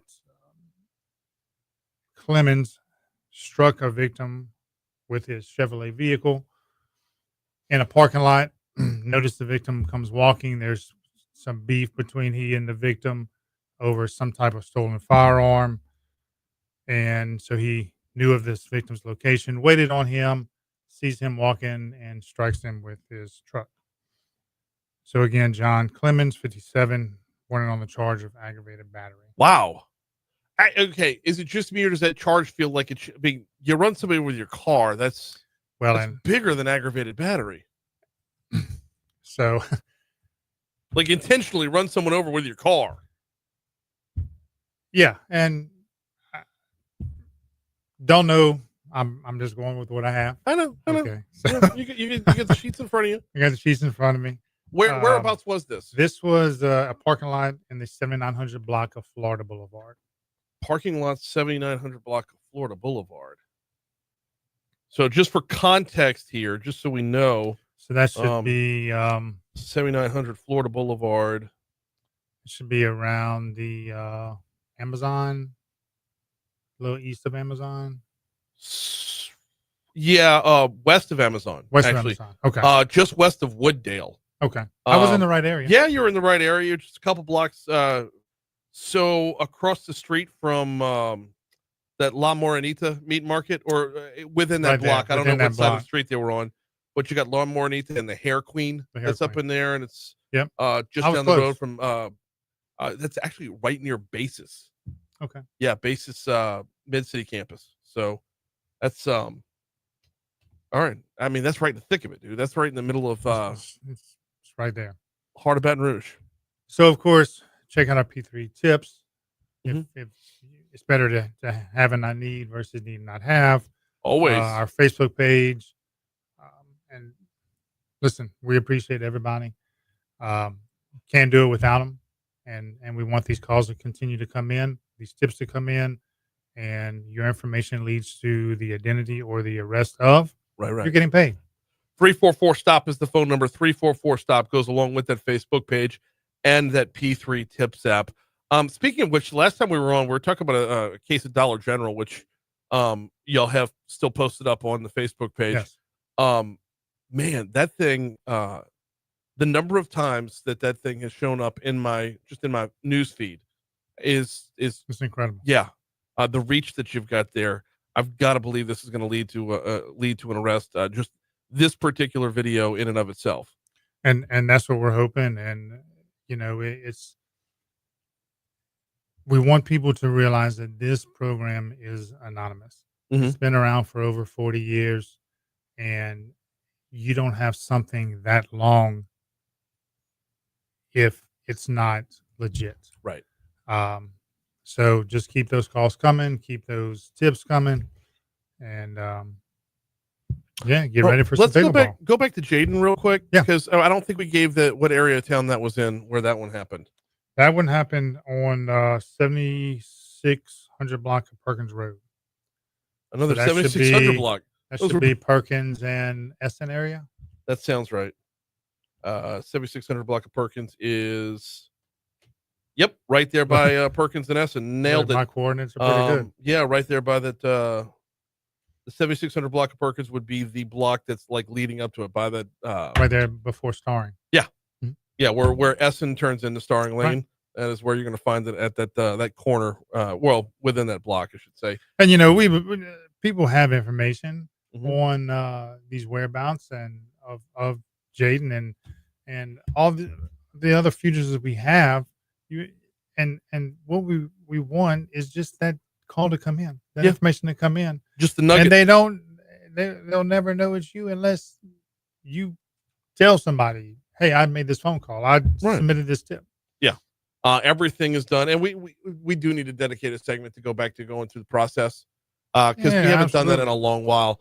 But the lengths that Crimestoppers goes to protect anonymity is beyond compare. 344-STOP is the phone number. He's Don Capola. We always appreciate the time, sir. Thank you, Brian. Here's your money now. The Somebody your knee is really bad. no, I was just setting that up. Good. I was just setting that That was up. awesome. Thank you. It'd be a great way to like make it sound like I'm making an excuse Oh, yeah, and and then then come back around. bad. Boom. Yeah. It was awesome. How's everything? It's good. Man, those lanes are nice, huh? Amazing. Now I got the bowl with the people from All Star Lanes, not All Star Automotive, and they were none too happy because All Star Lanes have been there forever, so they have a certain amount of give in the wood. You know, the oil's a They little bit don't different. oil them as- These from what I remember, they oil the heck out of them. because you got to oversaturate it to begin it. Now the lanes at the end of the whole 5 months are going to be different than they are right now. So as the tournament wears on, as the Open wears on, those who are coming here to bowl are going to have to approach it a little bit differently because the wood settles, the oil soaks in. It's like, if you make like a make like a red beans and rice. If you eat the red beans and rice right after you make it, it tastes one way. But if you let it sit in the fridge overnight and eat it as a leftover, yeah, that's the same But I thing. was working downtown when near Holden when they came the first time. Yeah. And to watch them construct these lanes, it was So impressive. we went over there about a week before they opened up, and I'm like, I really wish we'd gone over there 2 months ago and then 1 month ago, Just to see and then the- just to see the progress, the time lapse. It. yeah. Yeah. Well, good. From rolling the ball to hitting the ball. Yeah. All right, sir. Be good. So you do the same always.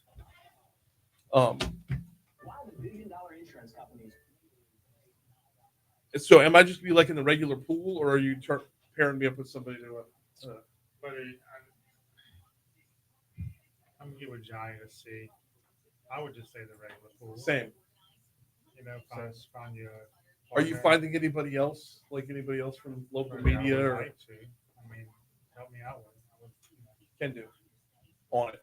I think it'd be good. Yeah, there should be like a whole. Well, just like the bowling thing had the local celebrity end of it. Y'all should have that. At least a handful. Yeah, I'm gonna get with him and see what we can do. But you're gonna be the top. Target was the word you were looking for. Pretty good. Pinata was the word you were looking for.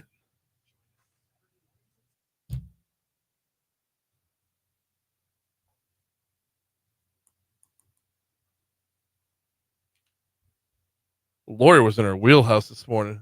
Yeah. I mean, We could have kept going. I know. I was gonna say. I was wondering if you were.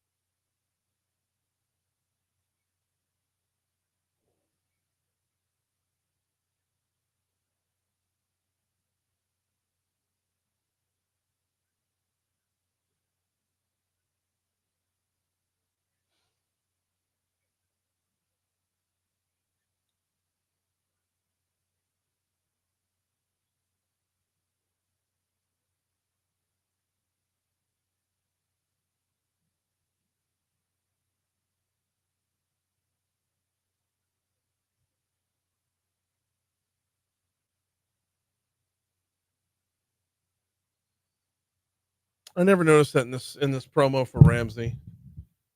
Ramsey says, "I'm so proud of you." It's like that. You know, that's got to be cool to hear. Yeah.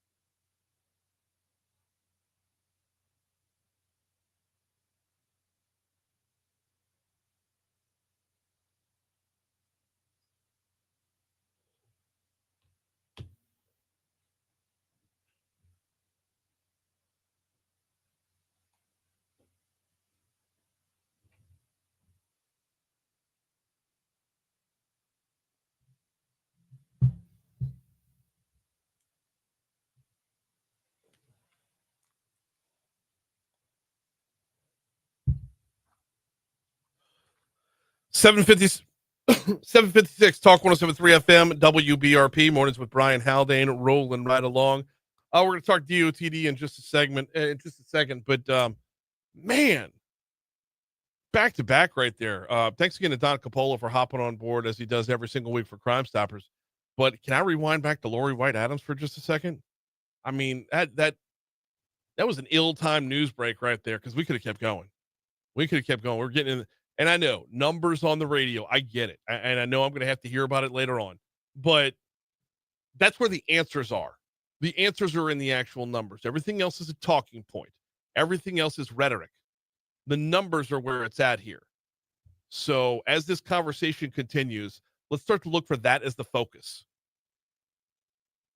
Show me receipts, as the kids say.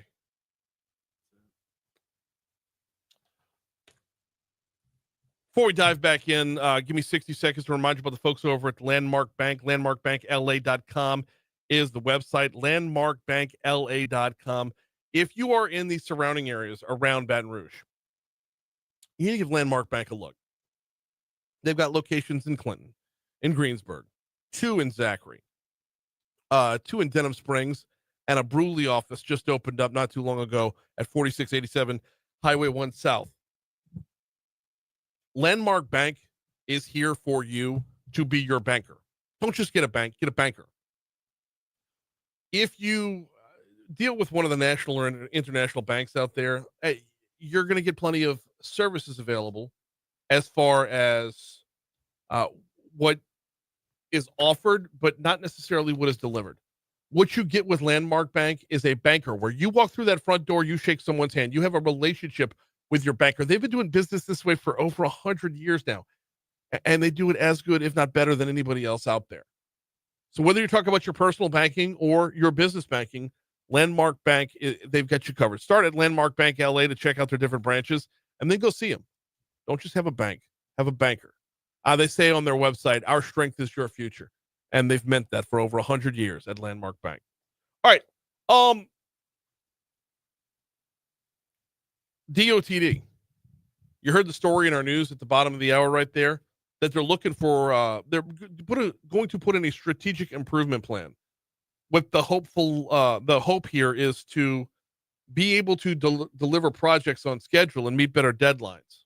The legislature has created the Highway Priority Program, which kind of sets out the criteria for how projects should be selected and prioritized for delivery. And historically, those projects would basically fall off track. Yes, but why? Here locally, what we've heard kind of on repeat is weather is the biggest issue here. Is that something that they can solve?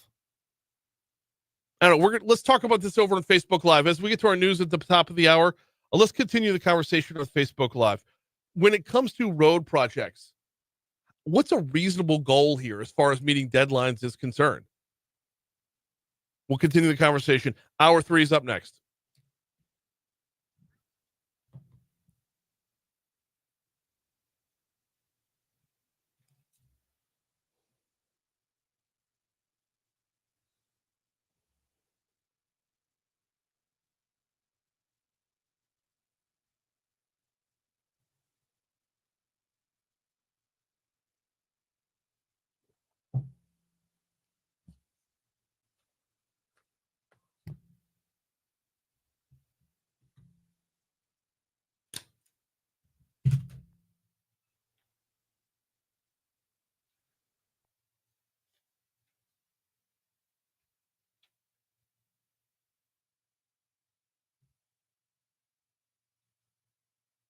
I still haven't heard back from LCA if we have somebody on here.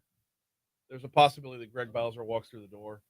There's a possibility that I'm on my ass for 15 minutes. Don't know. Wow. Yeah. Crap. Cool.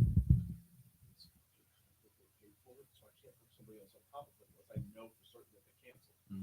And first Thursday of the month is what they're scheduled for. Oof.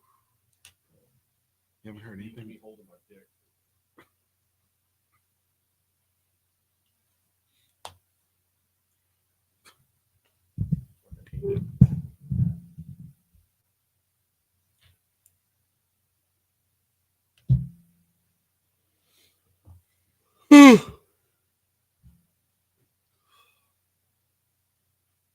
I might go back into that Laurie White Adams segment in the 8:15 segment if we don't have Greg. Okay. I'll pull up a couple more from LRN and do 2 different news segments, but Just to kind of go back. the data.brla.gov, the numbers are very telling. And I'm going to be very open about how this is the beginning of the process that I want to dig in on. We have an Office of Human Development in the city parish. I should do the math on these before I do them.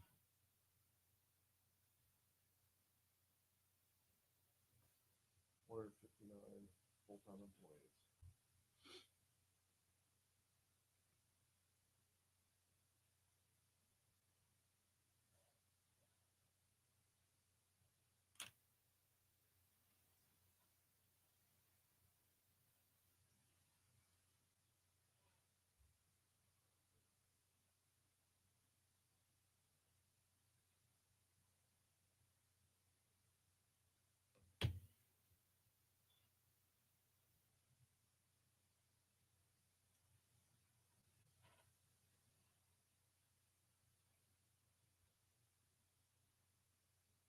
Wait, maybe Laurie already answered that question.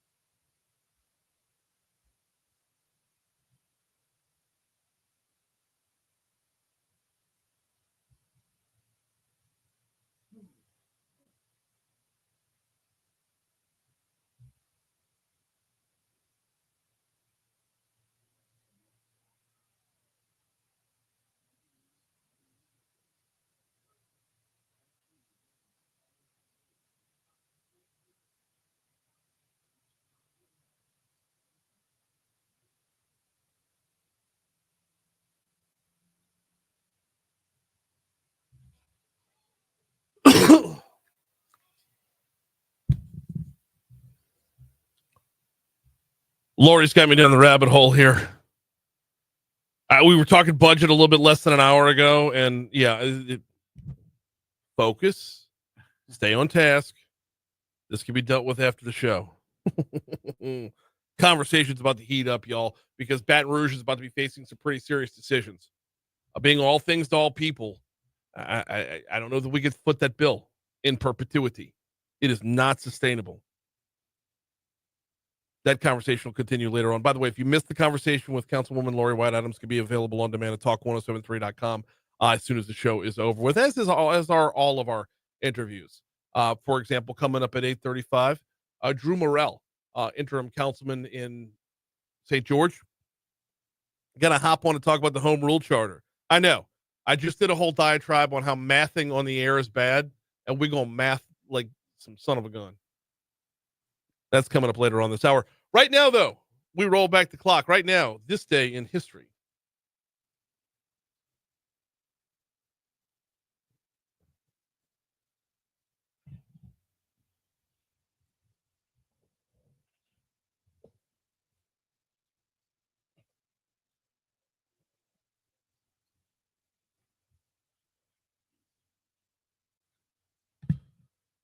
All right, John, tell me everything that happened. All right. Tell me some of the things that happened. It's stacked today, too, so I'm Is going to it? do my best. All To, right.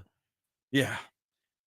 1836, the Battle of the Alamo today. After 13 days of fighting, 1,500 to 3,000 Mexican soldiers overwhelmed the Texan defenders, killing 182 to 257 Texans. I know, and we always say remember the Alamo. Right. But it was an L. Yeah. I know. That's the hard part.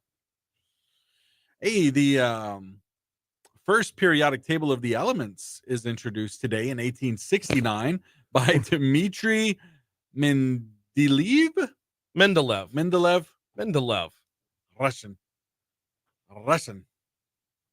Let's see. Hey, 1896, first auto in Detroit. Charles B. King rides his, quote, horseless carriage. Yeah. How about that? yeah. How about that? And then today is the day that I guess it was technically yesterday, Donald Trump announcing he was pushing pause on tariffs because the big three automakers, the big three said, hey, can you hold off for a hot second so we can get our ducks in a row and not lose money? And the president said, you know what? I got you. Amazing, right? Yeah. Amazing. When you run for the hills and you want to spew rhetoric, all of you know what hits the fan. If you want to run to the media, then all the negative headlines come out. But if you go to the president and say, hey, Donnie Boy. I know nobody calls the president Donnie Boy. Yeah, I was going to say. President Trump, seriously, I know you're running with a full head of steam right here, but can you give us a minute? And the president says, yes, I absolutely can. I'm not looking to destroy anything. Do what you got to do. You got 30 days to do it. Yeah. Awesome. Oh, my goodness. Love it. Yes, indeed. Hey, 1951, the trial of Julius Rosenberg and his wife Ethel Rosenberg begins for providing top secret information to the Soviet Union. Yeah. Spies here. So if you want to go down a rabbit hole of American history that is unbelievably intriguing. Yeah. The Hollywood 10, I can't get enough of it. The Hollywood 10. The So Hollywood 10 is about spies? Yeah. Yeah. Oof. 1964, boxing legend Cassius Clay joins the Nation of Islam and changes his name to Muhammad Ali, calling his former title a, quote, slave name. Yeah. Is it though? All right. I mean, it was. Cassius feels a lot more Roman than anything. Yeah. I guess. Hey, speaking of Muhammad Ali, in 1967, he is ordered by Selective Service to be inducted. I had that one down. Yep. So on the same day that he changed his name 3 years later. Yep. Muhammad Ali, your name has been drawn. No. I'm Cassius. Right.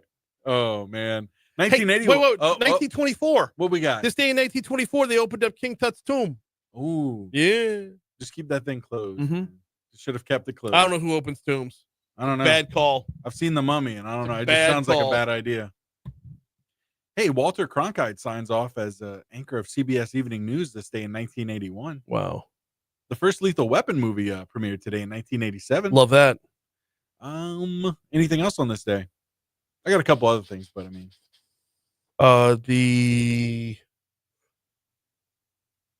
No, everything I got is well, this day in 1985, Mike Tyson fought his first pro fight. ooh, Knocked out Hector Mercedes. yeah, Yep. like that. Birthdays And here. if your Mercedes gets knocked out, call Vex European. There you go. Love it. Love the plug there. Stupid. Oh my. So stupid. Birthdays Birthday. we got. I got Shaq.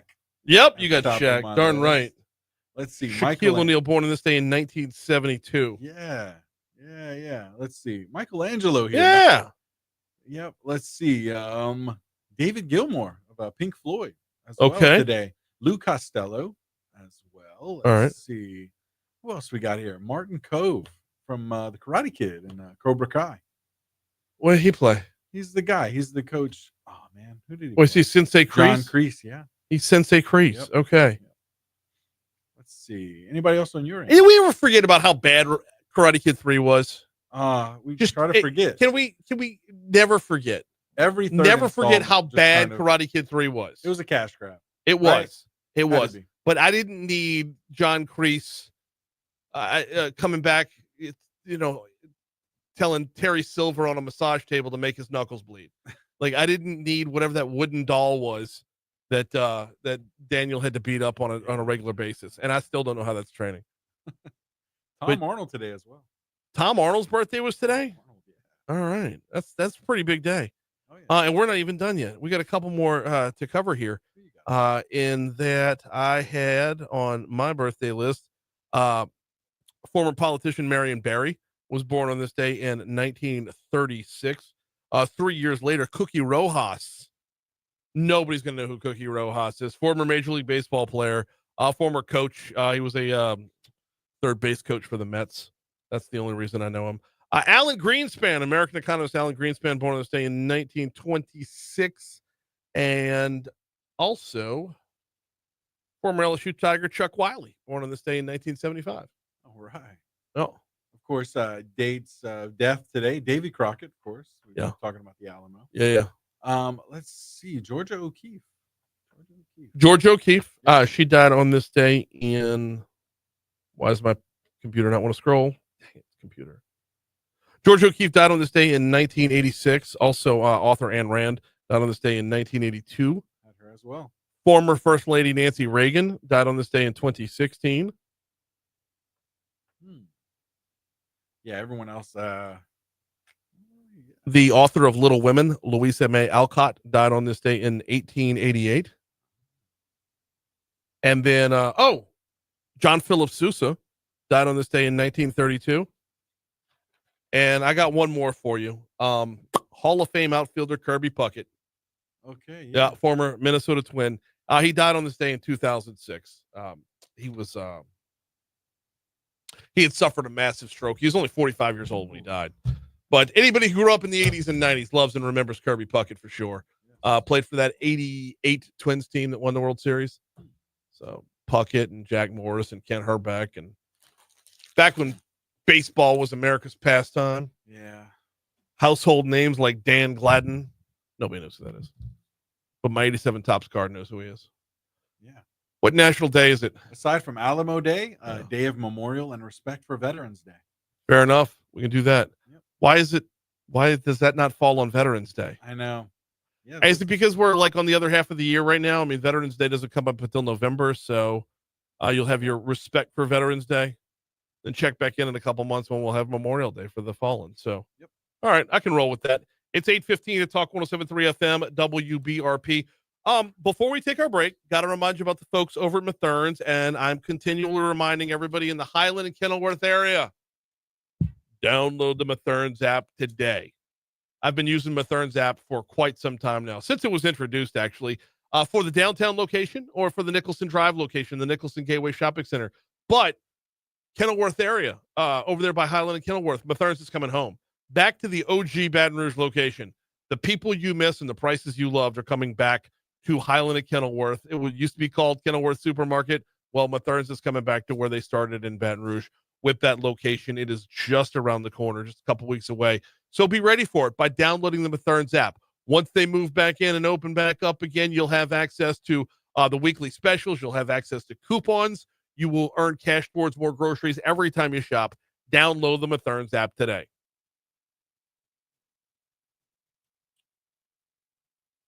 Are they? Oh!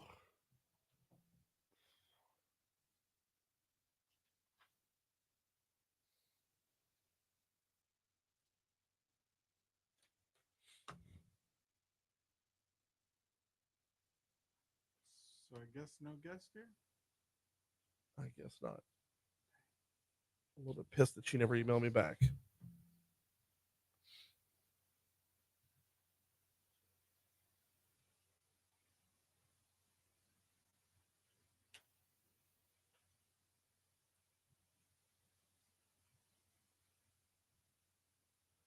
Let me go grab this off the printer real quick. I'm gonna touch on this in a second. Oh.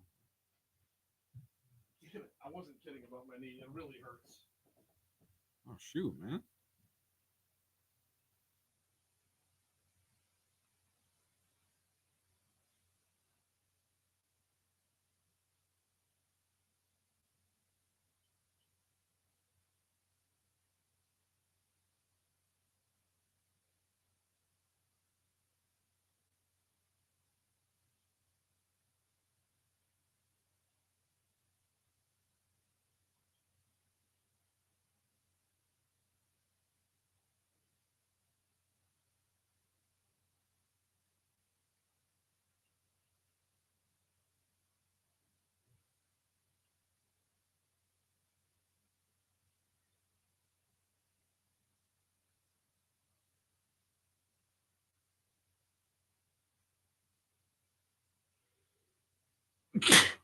Ooh, excuse me.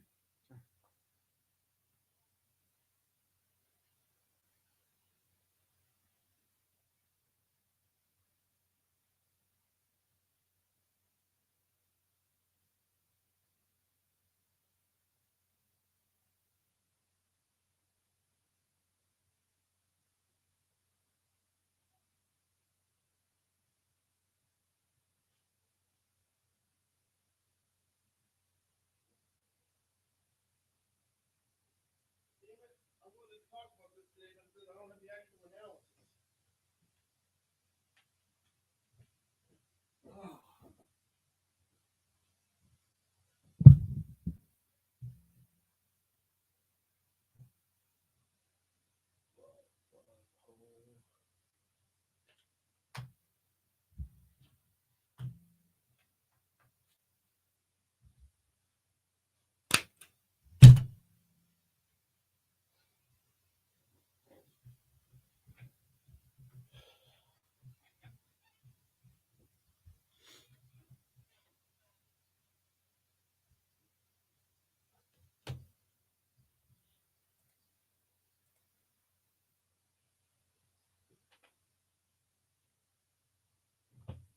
Hey, we got a call.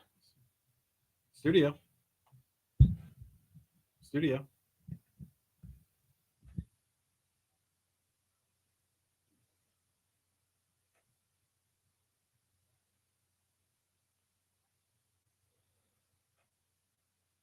No, ma'am. I'm not interested. Thank you. And what federal program is it?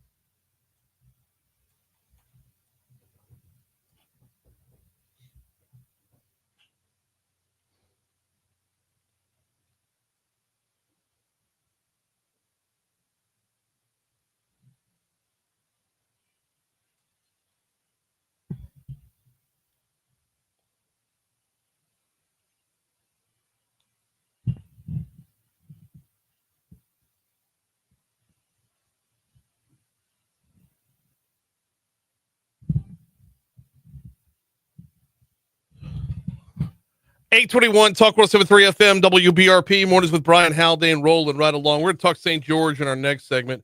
Right now, though, we're going to dig back into a story we started in on at the end of last hour. You know what, though? Let's push pause on that for just a second. The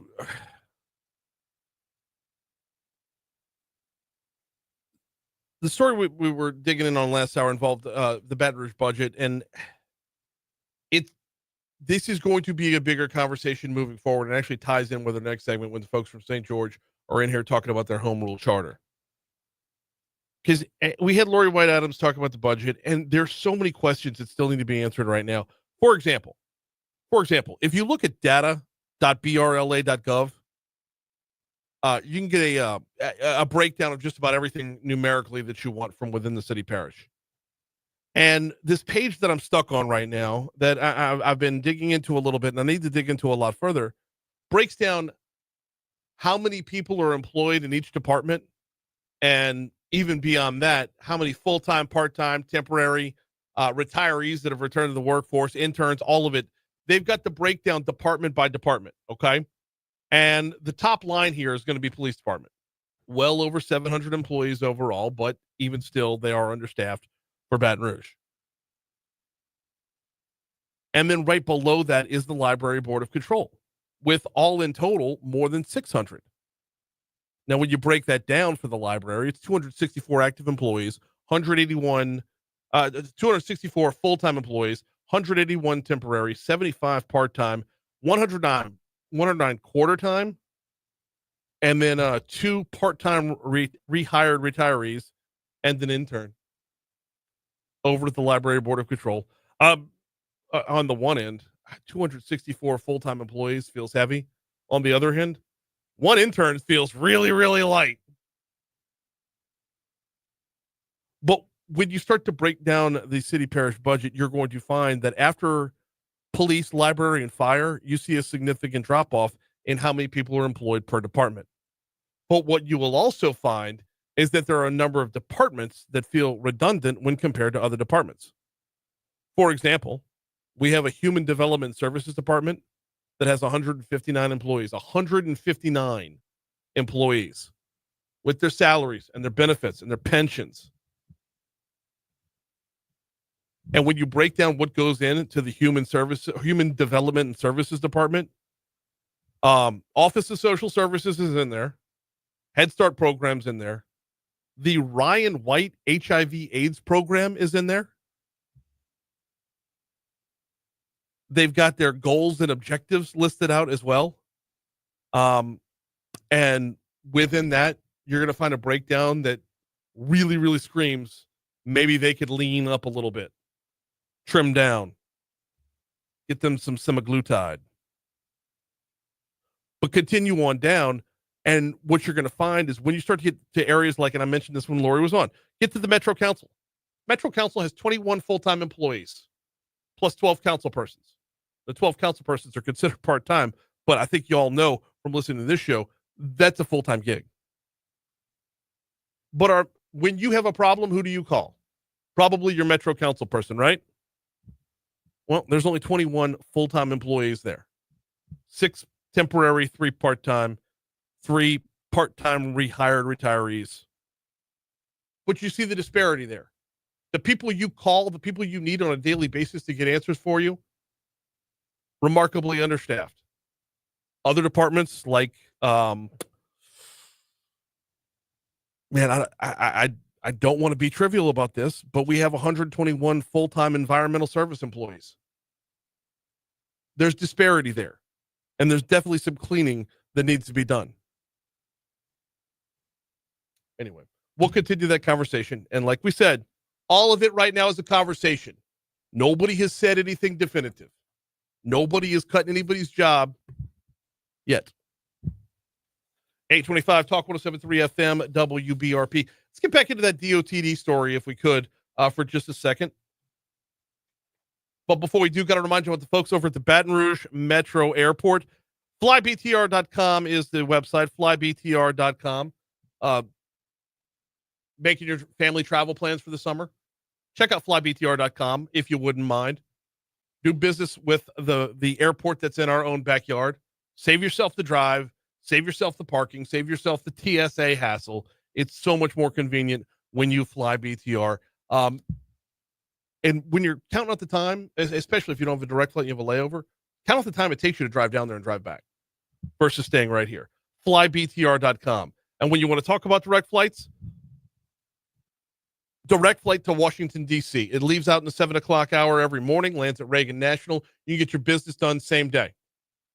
Head to the nation's capital, knock out your meetings, come back home well before bedtime. It flies back in the evening, lands back at BTR at night, and they've got you taken care of. Flybtr.com. If you want to read more about the direct flight to DC, they've got a website for that. It's flybtr2dc.com. Flybtr2dc.com. Getting back to the DOTD story, I'm curious where the conversation is going to head with this one. And I'm going to start back from the top of the page. You heard it from Louisiana Radio Network. Our Department of Transportation is working to implement a strategic improvement plan. Secretary Joe Donahue says the department identified a few deficiencies in its operation, among them the inability to deliver projects on schedule. The legislature has created the Highway Priority Program, which kind of sets out the criteria for how projects should be selected and prioritized for delivery. And historically, those projects would basically fall off track. Now, Donahue does say that of the projects completed in recent years, it's a small percentage that were actually in that Highway Priority Program's pipeline. So that's going to change with a strategic improvement plan. We could actually go out there, advertise to the folks which projects are going to be delivered, take their input and deliver them as we said we were, as opposed to delivering some other project that had not gone through the normal course of development. How did we get to this point? Is this a matter of like, is there some level of ADD up there to where we're going to start on a project and then, oh, look, something shiny, we're going to go chase another project now? And I don't know that that's necessarily the case, but isn't that the way that sounds?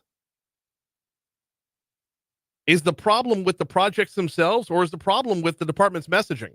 In many instances, DOTD was answering questions. Depending upon who is asking the question, you would get different answers.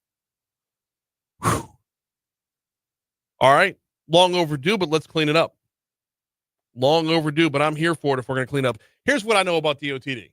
If I have a question about a project that's underway, I hit up Rodney Mallett. He calls me right back. We get him on the show, and we get answers. College Drive flyover is the biggest example in recent times, in the last couple months or so. Every time there's been a major change with your commute, everything that affects your morning or your afternoon drive, Rodney's just a phone call away. So when it comes to messaging, I got my answer. I got my answer at the ready. We saw it just a couple weeks ago when the College Drive flyover moved over to where 12 was going to be going to the other side of 10. And then about 7 weeks from now, you're going to see where the College Drive exit off of 12 westbound actually starts before the 10-12 merge. And all will be right with that particular exit, and they can move on to the next big project. So looking forward to seeing what a strategic improvement plan looks like from DOTD. But man, asking the question of, hey, where have you been all my life? That's really going to come to the forefront. All right. I said it before, and I'll say it again. I'm going to do my level best to avoid mathing on the radio.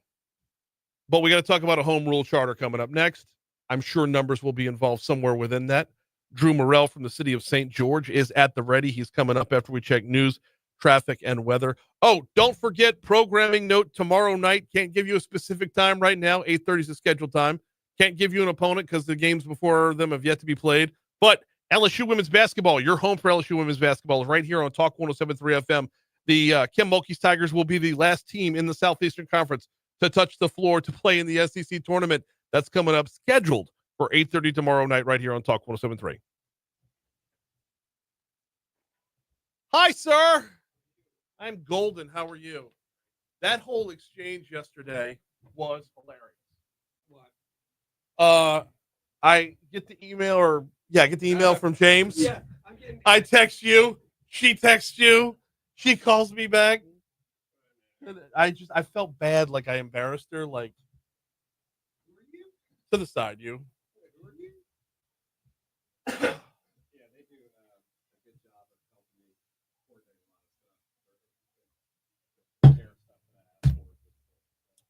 It's going to be probably another year. Hey, Rich. Rich, you know Drew? Oh, hey, how you doing, buddy? Good to see you. Hey, I just heard this.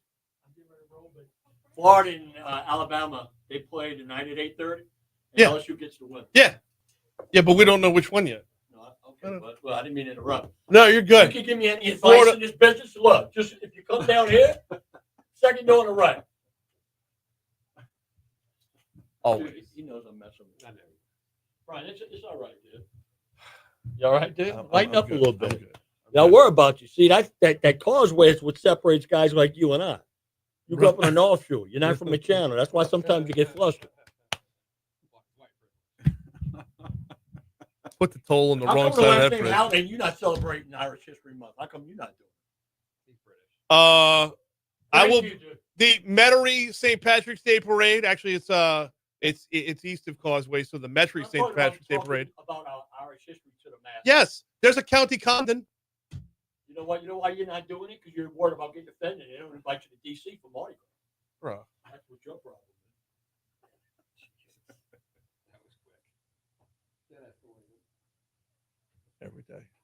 Every day with that. It's a highlight of my job. It's a highlight. 80 parish attorneys make about $7 million annually. If we just privatize that, could we not give that money to the DA's office and solve two problems with one swipe of the pen? If I don't get along with the parish attorney's office, but 80 of them. there's like I think 79, 80 parish attorneys. It's budget like $7 million annually. 7 what? 7 million annually, and they get to do private practice at the same time. So when I see Greg Rome in family court in Livingston on a Wednesday, I'm like, God, did he turn in a leave slip today? Did he properly take off work? Hey, dude, did you say Libby? Yeah. You think about the same Libby Yeah, Libby Davis. that works at FMF? Yeah, I worked at Clear Channel. I didn't. Well, you said Libby, and I didn't want to be rude. How's she doing, man? How young? Doing great. Doing great. She books corporate travel and works for her parents' oil and gas And, company. let me tell you, man. Of all the people I've ever worked with in radio, she always had a smile. That's She was true. always bouncy, as nice as she can be. I didn't realize that. Do me a favor. Tell her I asked about it. I sure will. All right, bud. That's how I got a reference. And I'm Libby's husband. Mm-hmm. That's what I get. For me, it depends on where I'm at. Mm. Sometimes I'm Christy's husband. Sometimes I'm Anna's son. Mm. And it depends on where. To me, you're just Jamie's brother. That's. We worked together for a decade. You're just that We're guy- related. You're just that guy that stole the fantasy football trophy from me for a decade. I didn't steal it. I won it. You know, it's in my conference room. It's now subject to conversation.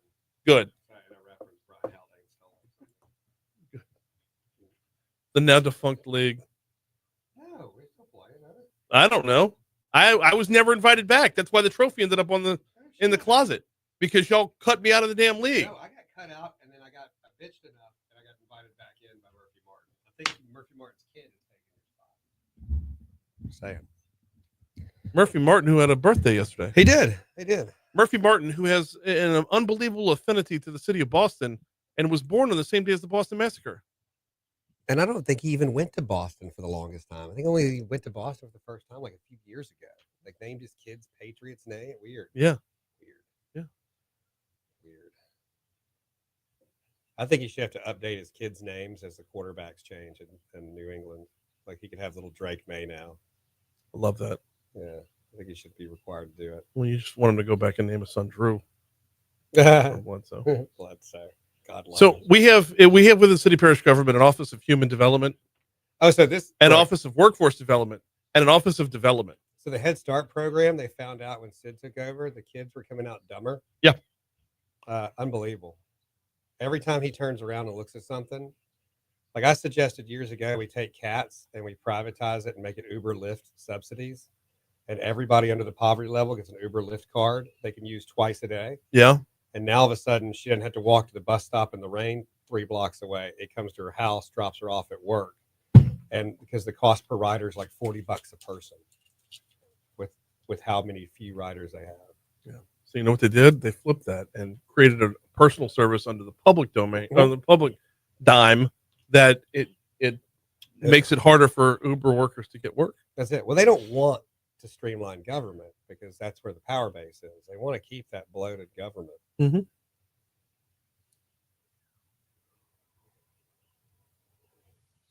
Look at the library. Tell me how many libraries pay HOA dues in America. We got one. Ruzan pays HOA dues. Yeah. That's crazy. Like 20 grand in HOA dues a Yeah. year. Yeah. Crazy talk, right? Yeah, 100%. By the way, 33 full-time employees at the fleet management office. Yeah. Now, PD has their own fleet management. PD's got 7 million in unused vehicles and equipment laying around rotting.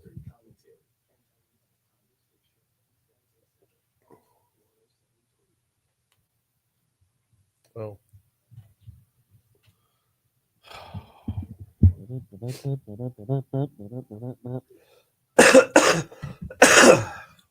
all right, time to get a look at your forecast, and here's what we've got going on. Sunny skies today with a high of 68. Going to get back up to 80 degrees tomorrow.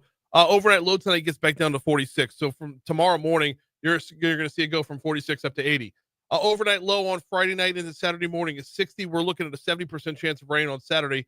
Going to reset the cooler temps for 2 or 3 days, as we'll be in the 60s on Sunday and Monday. Right now, we are sunny and 51 in downtown Baton Rouge.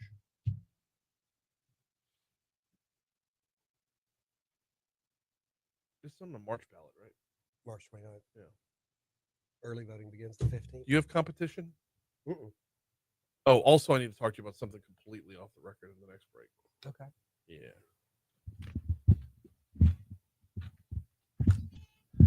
838 Talk 107.3 FM WBRP mornings with Brian Haldane rolling right along. Coming up at the end of this month, we're all going to the polls. Everyone's going to vote on 4 constitutional amendments, but the folks in St. George get to vote on everything. Everything from the mayor's race to the council races to the home rule charter. Yeah, once we got a taste of voting in St. George, we I just haven't keep going introduced you back yet. over and over again. Sorry. Here with us now, interim council member, keeping that title for us. No, not interim. I'm the chairman of the St. George Transition District, but as of July 1st, you will be I'll be the city council member Okay. for District 5. Okay. Drew Murrell's with us. If you want to How know are what you? district that is, because no one knows what district they're in at this point, stgeorgela.gov. Okay. But can you just tell us? Yeah, Westminster, There you Pine go. Park, Jefferson Terrace, Inniswald, all the way to Hickory Ridge in District 5. Okay. Wow. Pretty big district, pretty big footprint. Yeah, we're trying You're to gonna hit. answer a lot of phone calls. I get a lot of phone calls and emails now. Yeah. Somebody knocked on my door the other day. That was new. Are council people part-time employees? I will just say, if you see the responsiveness that your council members are giving you now, we respond within 24 hours, and it's us responding personally. I would say probably not. I mean, I'm here now, right? Yeah. This is part of the part-time job. Yeah. Well, yeah. Part-time job is. It is what you make of it, like any job in life. Mm-hmm. We're here to talk home rule charter today. So let's talk home rule charter. This is going to be on the ballot. This is basically the founding documents. Yeah, it's your constitution, It's your constitution for your city. And you have in Louisiana, you've got a default function called the Larson Act. It was passed in the late 1800s. I call it your all-powerful Oz government because one person's in charge of it, the mayor. It's not very flexible, and it is what it is. And it's very similar to what we have in EBR Parish. I know EBR has a plan of government, but you have a lot of authority in that mayor's office. And as we saw the previous 8 years, not necessarily the best thing to have. You limited to just 8. Okay. I was being generous. I mean, Well, I could no, go as far as 20. I could go as far as 40. But I say that because the entire St. George movement started before 8 years ago. That's correct. My So- my contribution's only been 7 years now. Okay. I'm a newcomer. What is the difference between a home rule charter and a constitution? Is it just the level of government? No, it really is. It's where you're at. So what we're trying to do is provide the framework. It's not supposed to be every nitty-gritty detail that's left for ordinances and resolutions, but it's supposed to provide the general framework for operation, kind of give you some duties and roles for everyone to play and kind of provide, in our case, the checks and balances we feel that local government needs. So we don't have a runaway mayor. We don't have a runaway council. We have that check and balance that everyone can play nice and do what they're supposed to do for the betterment of St. George. We got Drew Murrell in with us from the transition district from St. George. talk about the upcoming home rule charter. So what goes into the St. George home rule charter? What do folks need to know that they're voting on? Well, first and foremost, it's a hybrid model, a council manager form of government. We got two concepts in St. George that we really want to make sure are the foundations moving forward. First and foremost, the public-private partnership model. As you alluded to in your previous break, when you're talking about the EBR parish government, how much waste and pension liability and long-term liability and maintenance and overhead do you continue having every year in the EBR parish budget? Well, about 2/3 of your budget is tied up with old stuff, not current stuff. So in St. George, our goal is to private partnerships to prevent that from being future liability for us. If it's a private partnership, it's got a bunch of benefits. Number one, for the citizens of St. George, you can bid and provide these services. This is you, your family, your business, your employees benefiting from a city contract to provide a service, which in turn puts more money back in the local economy because our owners and our small businesses are here. But two, for the city of St. George, it prevents us from future liability, future pension liability. We don't have to buy equipment. We don't have to have mechanics maintain it. We don't have to have the overhead, the insurance liability, all the things that go with having to provide these things. So in the future, the cost will be for services being rendered moving forward and not stuck having to go back and pay for things that we already did. I mean, that's what pension liability is. A pension is something that you're paying for services rendered previously. Right. Bond debt is paying debt service on something that was rendered previously. What is in it that the city will be on the hook for?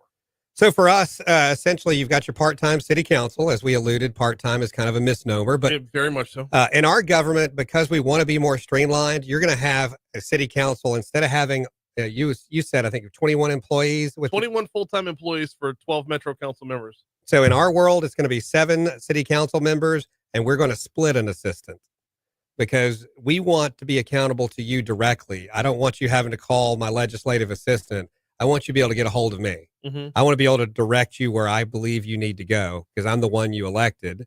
I guess by being unopposed that you did elect me.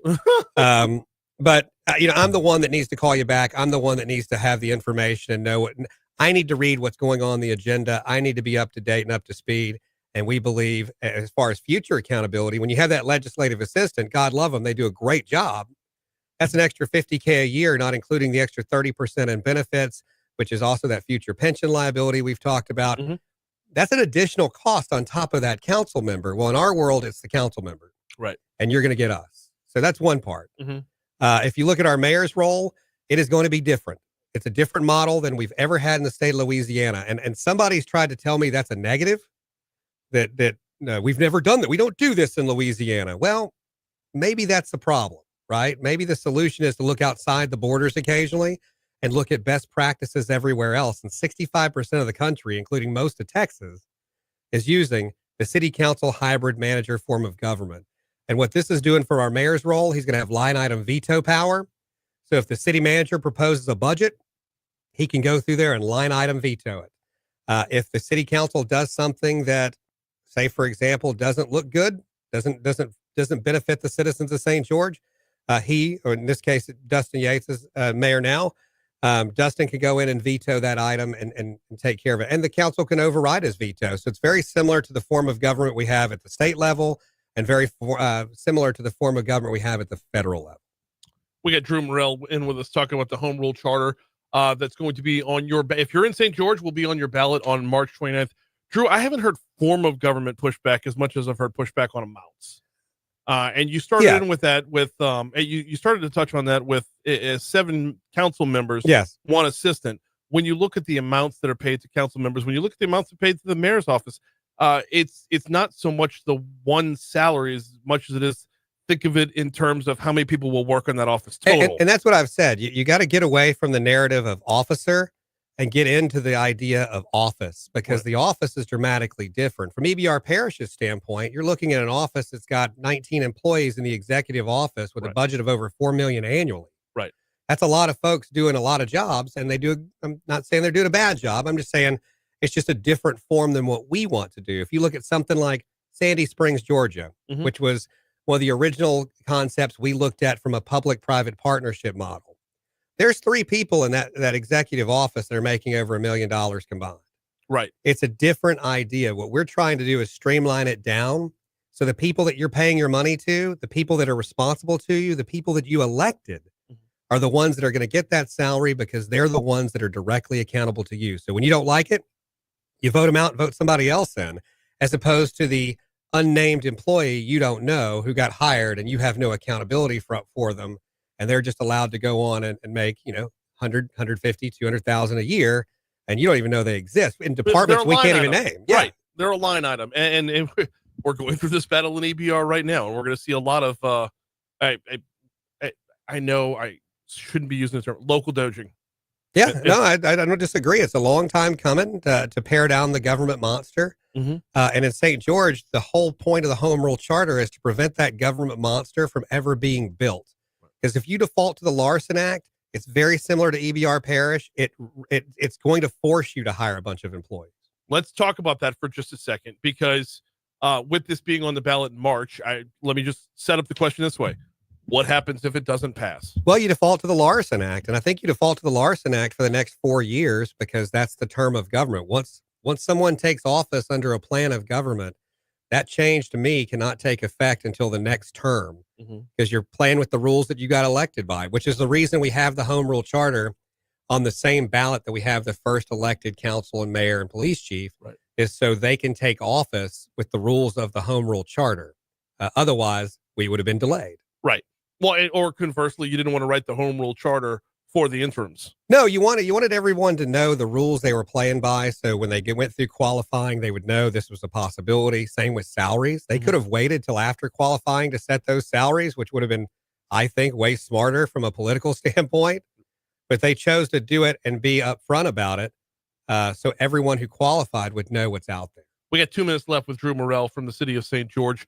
This might be a bit tangential, but how much of the ongoing talks with East Baton Rouge Parish dovetail with what's in the Home Rule Charter? Like, is there anything that still needs to be negotiated on the city parish end that, whether it be joined or separated, that would affect what's on the ballot on March 29th? No, I think for the standpoint of we're finally having very productive conversations with the city parish. And I say finally, I mean, since December 7th, we're actually having honest, productive conversations that are moving forward and not having continuous obstacles and obstinates. So I think what you're going to see is an interim agreement in the very near future between the two parties, which allows not just St. George to move forward, but EBR Parish to budget and move forward for that as well. And I want to be real quick for Home Rule Charter wise, a couple of things I want to talk about that are in the Home Rule Charter that will not be in place if it fails. Term limits for council members, including staggered terms. So you don't elect an entire new council at one election. It's going to be staggered to have continuity. Any tax increase right now, the city council and any government in Louisiana by default, it can raise your property taxes 7 mils without even asking you, without a vote. The Home Rule Charter in the spirit of St. George requires that any tax increase must go before a vote of the people, period. There'll be no tax increases unless the people say we want it. And then finally, there's a public referendum function, which does not exist in the Larson Act, which allows citizens, if they want something on the agenda and the council to vote on it, there's a mechanism in place for them to go get signatures and get that item on the agenda and have it voted on. Is that the only flexibility within it? Like amendability, flexibility? What else is built in to where the people can react to how government needs to evolve? It's supposed to evolve, just like the Constitution does with amendments and the Bill of Rights and things like that. So the Home Rule Charter has a built-in review mechanism. So every time the census is conducted, we have to redraw the boundary lines and massage them a bit. Same thing with the Home Rule Charter. We're going to review it, appoint a commission automatically. So in 4 years in 2030, we're going to review this document and say, hey, it's working great. Scrap it all together. Or, hey, let's just change a couple of things here and there that we found out over years needs to work better. And so it's got flexibility because it's got a review process the Larson Act does not have. If you are in the city of St. George, it will be on your ballot on March 29th, along with council members, the mayor's race out there, and then 4 constitutional amendments for the state, because we just can't stop adding constitutional amendments to the state. He is Drew Murrell with the city of St. George. We always appreciate the time. Thanks, Brian. Thank you. We got we got to take a quick break. We got one more break to go. We will check traffic on the back end of the break. When we come back, we step outside of East Baton Rouge Parish with the Outside In. That's coming up next right here on Talk 107.3. Got it. Oh. So if you need me to tell you where to cut all the stuff in the parish budget, I'm happy to do so. I've told the mayor already about cutting the parish attorney's office. There's going to be a point in time where Time the for me to residents go. of East Baton Rouge Parish look to St. George and say, "Thank you. We actually needed that." Well, It's going to hurt for a so while. the humor of it is that they keep saying we're taking 40 million because that's what Sharon budgeted for. They claim they don't know the numbers that we're affecting. Right. But the reality is the only way it can be 40 million is if we have a $40 million surplus. We know that expense wise, they were budgeting less than 30 million for St. George.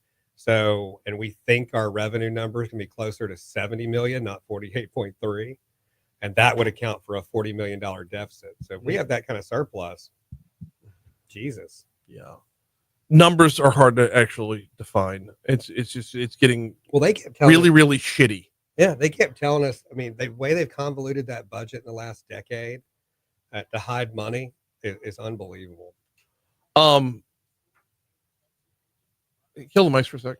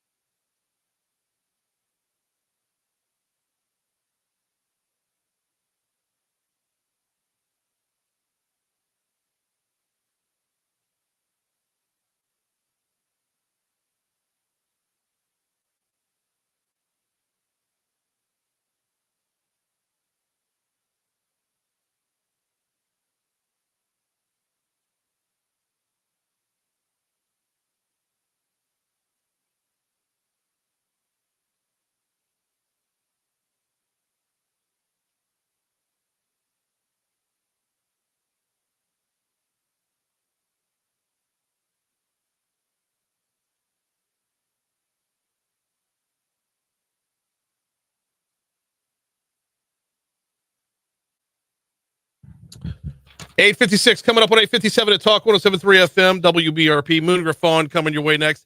Hey, if you missed any part of the show today, all of our interviews are available online at talk1073.com.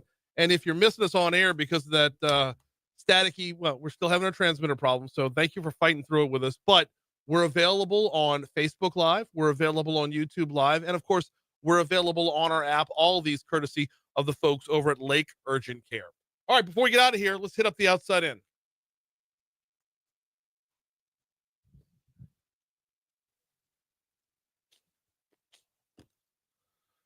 Starting off in Livingston Parish, we had this story for you much earlier in the show. 11 people are facing child sex crime charges after the Livingston Parish Sheriff's Office conducted a sting operation with television host Chris Hansen. Sheriff Jason Ard said the Internet Crimes Against Children Task Force started back in October of 23 in partnership with the Attorney General's office in 2024, Ard said the task force had investigations leading to 24 separate states and 5 different countries. The agency said they identified more than 45 victims who were unknown to law enforcement. By the way, for Hansen's role, he used to host Dateline's To Catch a Predator segment. Now he's got an online show called Takedown with Chris Hansen. Keeping it in Livingston Parish, ground was broken on a new animal shelter in the town of Livingston that officials say will seriously improve animal welfare and public safety. This new animal shelter will be built right next door to the current shelter. When completed, they're not knocking the old one down. This is more of an expansion than a replacement. Moving over to Ascension Parish, Dutchtown High's choir is headed to the Big Apple later this month to perform at Carnegie Hall. The New York City Concert Hall will host 10 of Dutchtown's choir students on March 24th and Manhattan Concert Productions' festival performance Octavo Series. The group leaves for Manhattan on March 22nd, closing out in Metairie. The crew of Argus has a makeup date for their parade. They're going to be rolling along with the St. Patrick's Day parade on March 16th. This will move the parade from the Mardi Gras Veterans Boulevard route over to the Metairie Road route. And as a member of the committee for the St. Patrick's Day parade, I really, really hope they're rolling after us because that's going to be a long, long day. Y'all think the wearing of the green in Baton Rouge is a long parade? Add about 20 more units. It's out of hand. Now we got to add Argus on the back end of that. Oh, my goodness. That's it for us. Moon Griffon is coming up next. We will be back at it tomorrow. Patty G's scheduled to be in the house tomorrow. In fact, we got a whole slate already lined up for you as we will roll into the weekend. Maybe even do a little preview of spring football over at LSU. So tune in tomorrow, 6 to 9, or stick around right now. We got Moon Griffon next on Talk 107.3. Facebook, we'll see y'all tomorrow. Later on.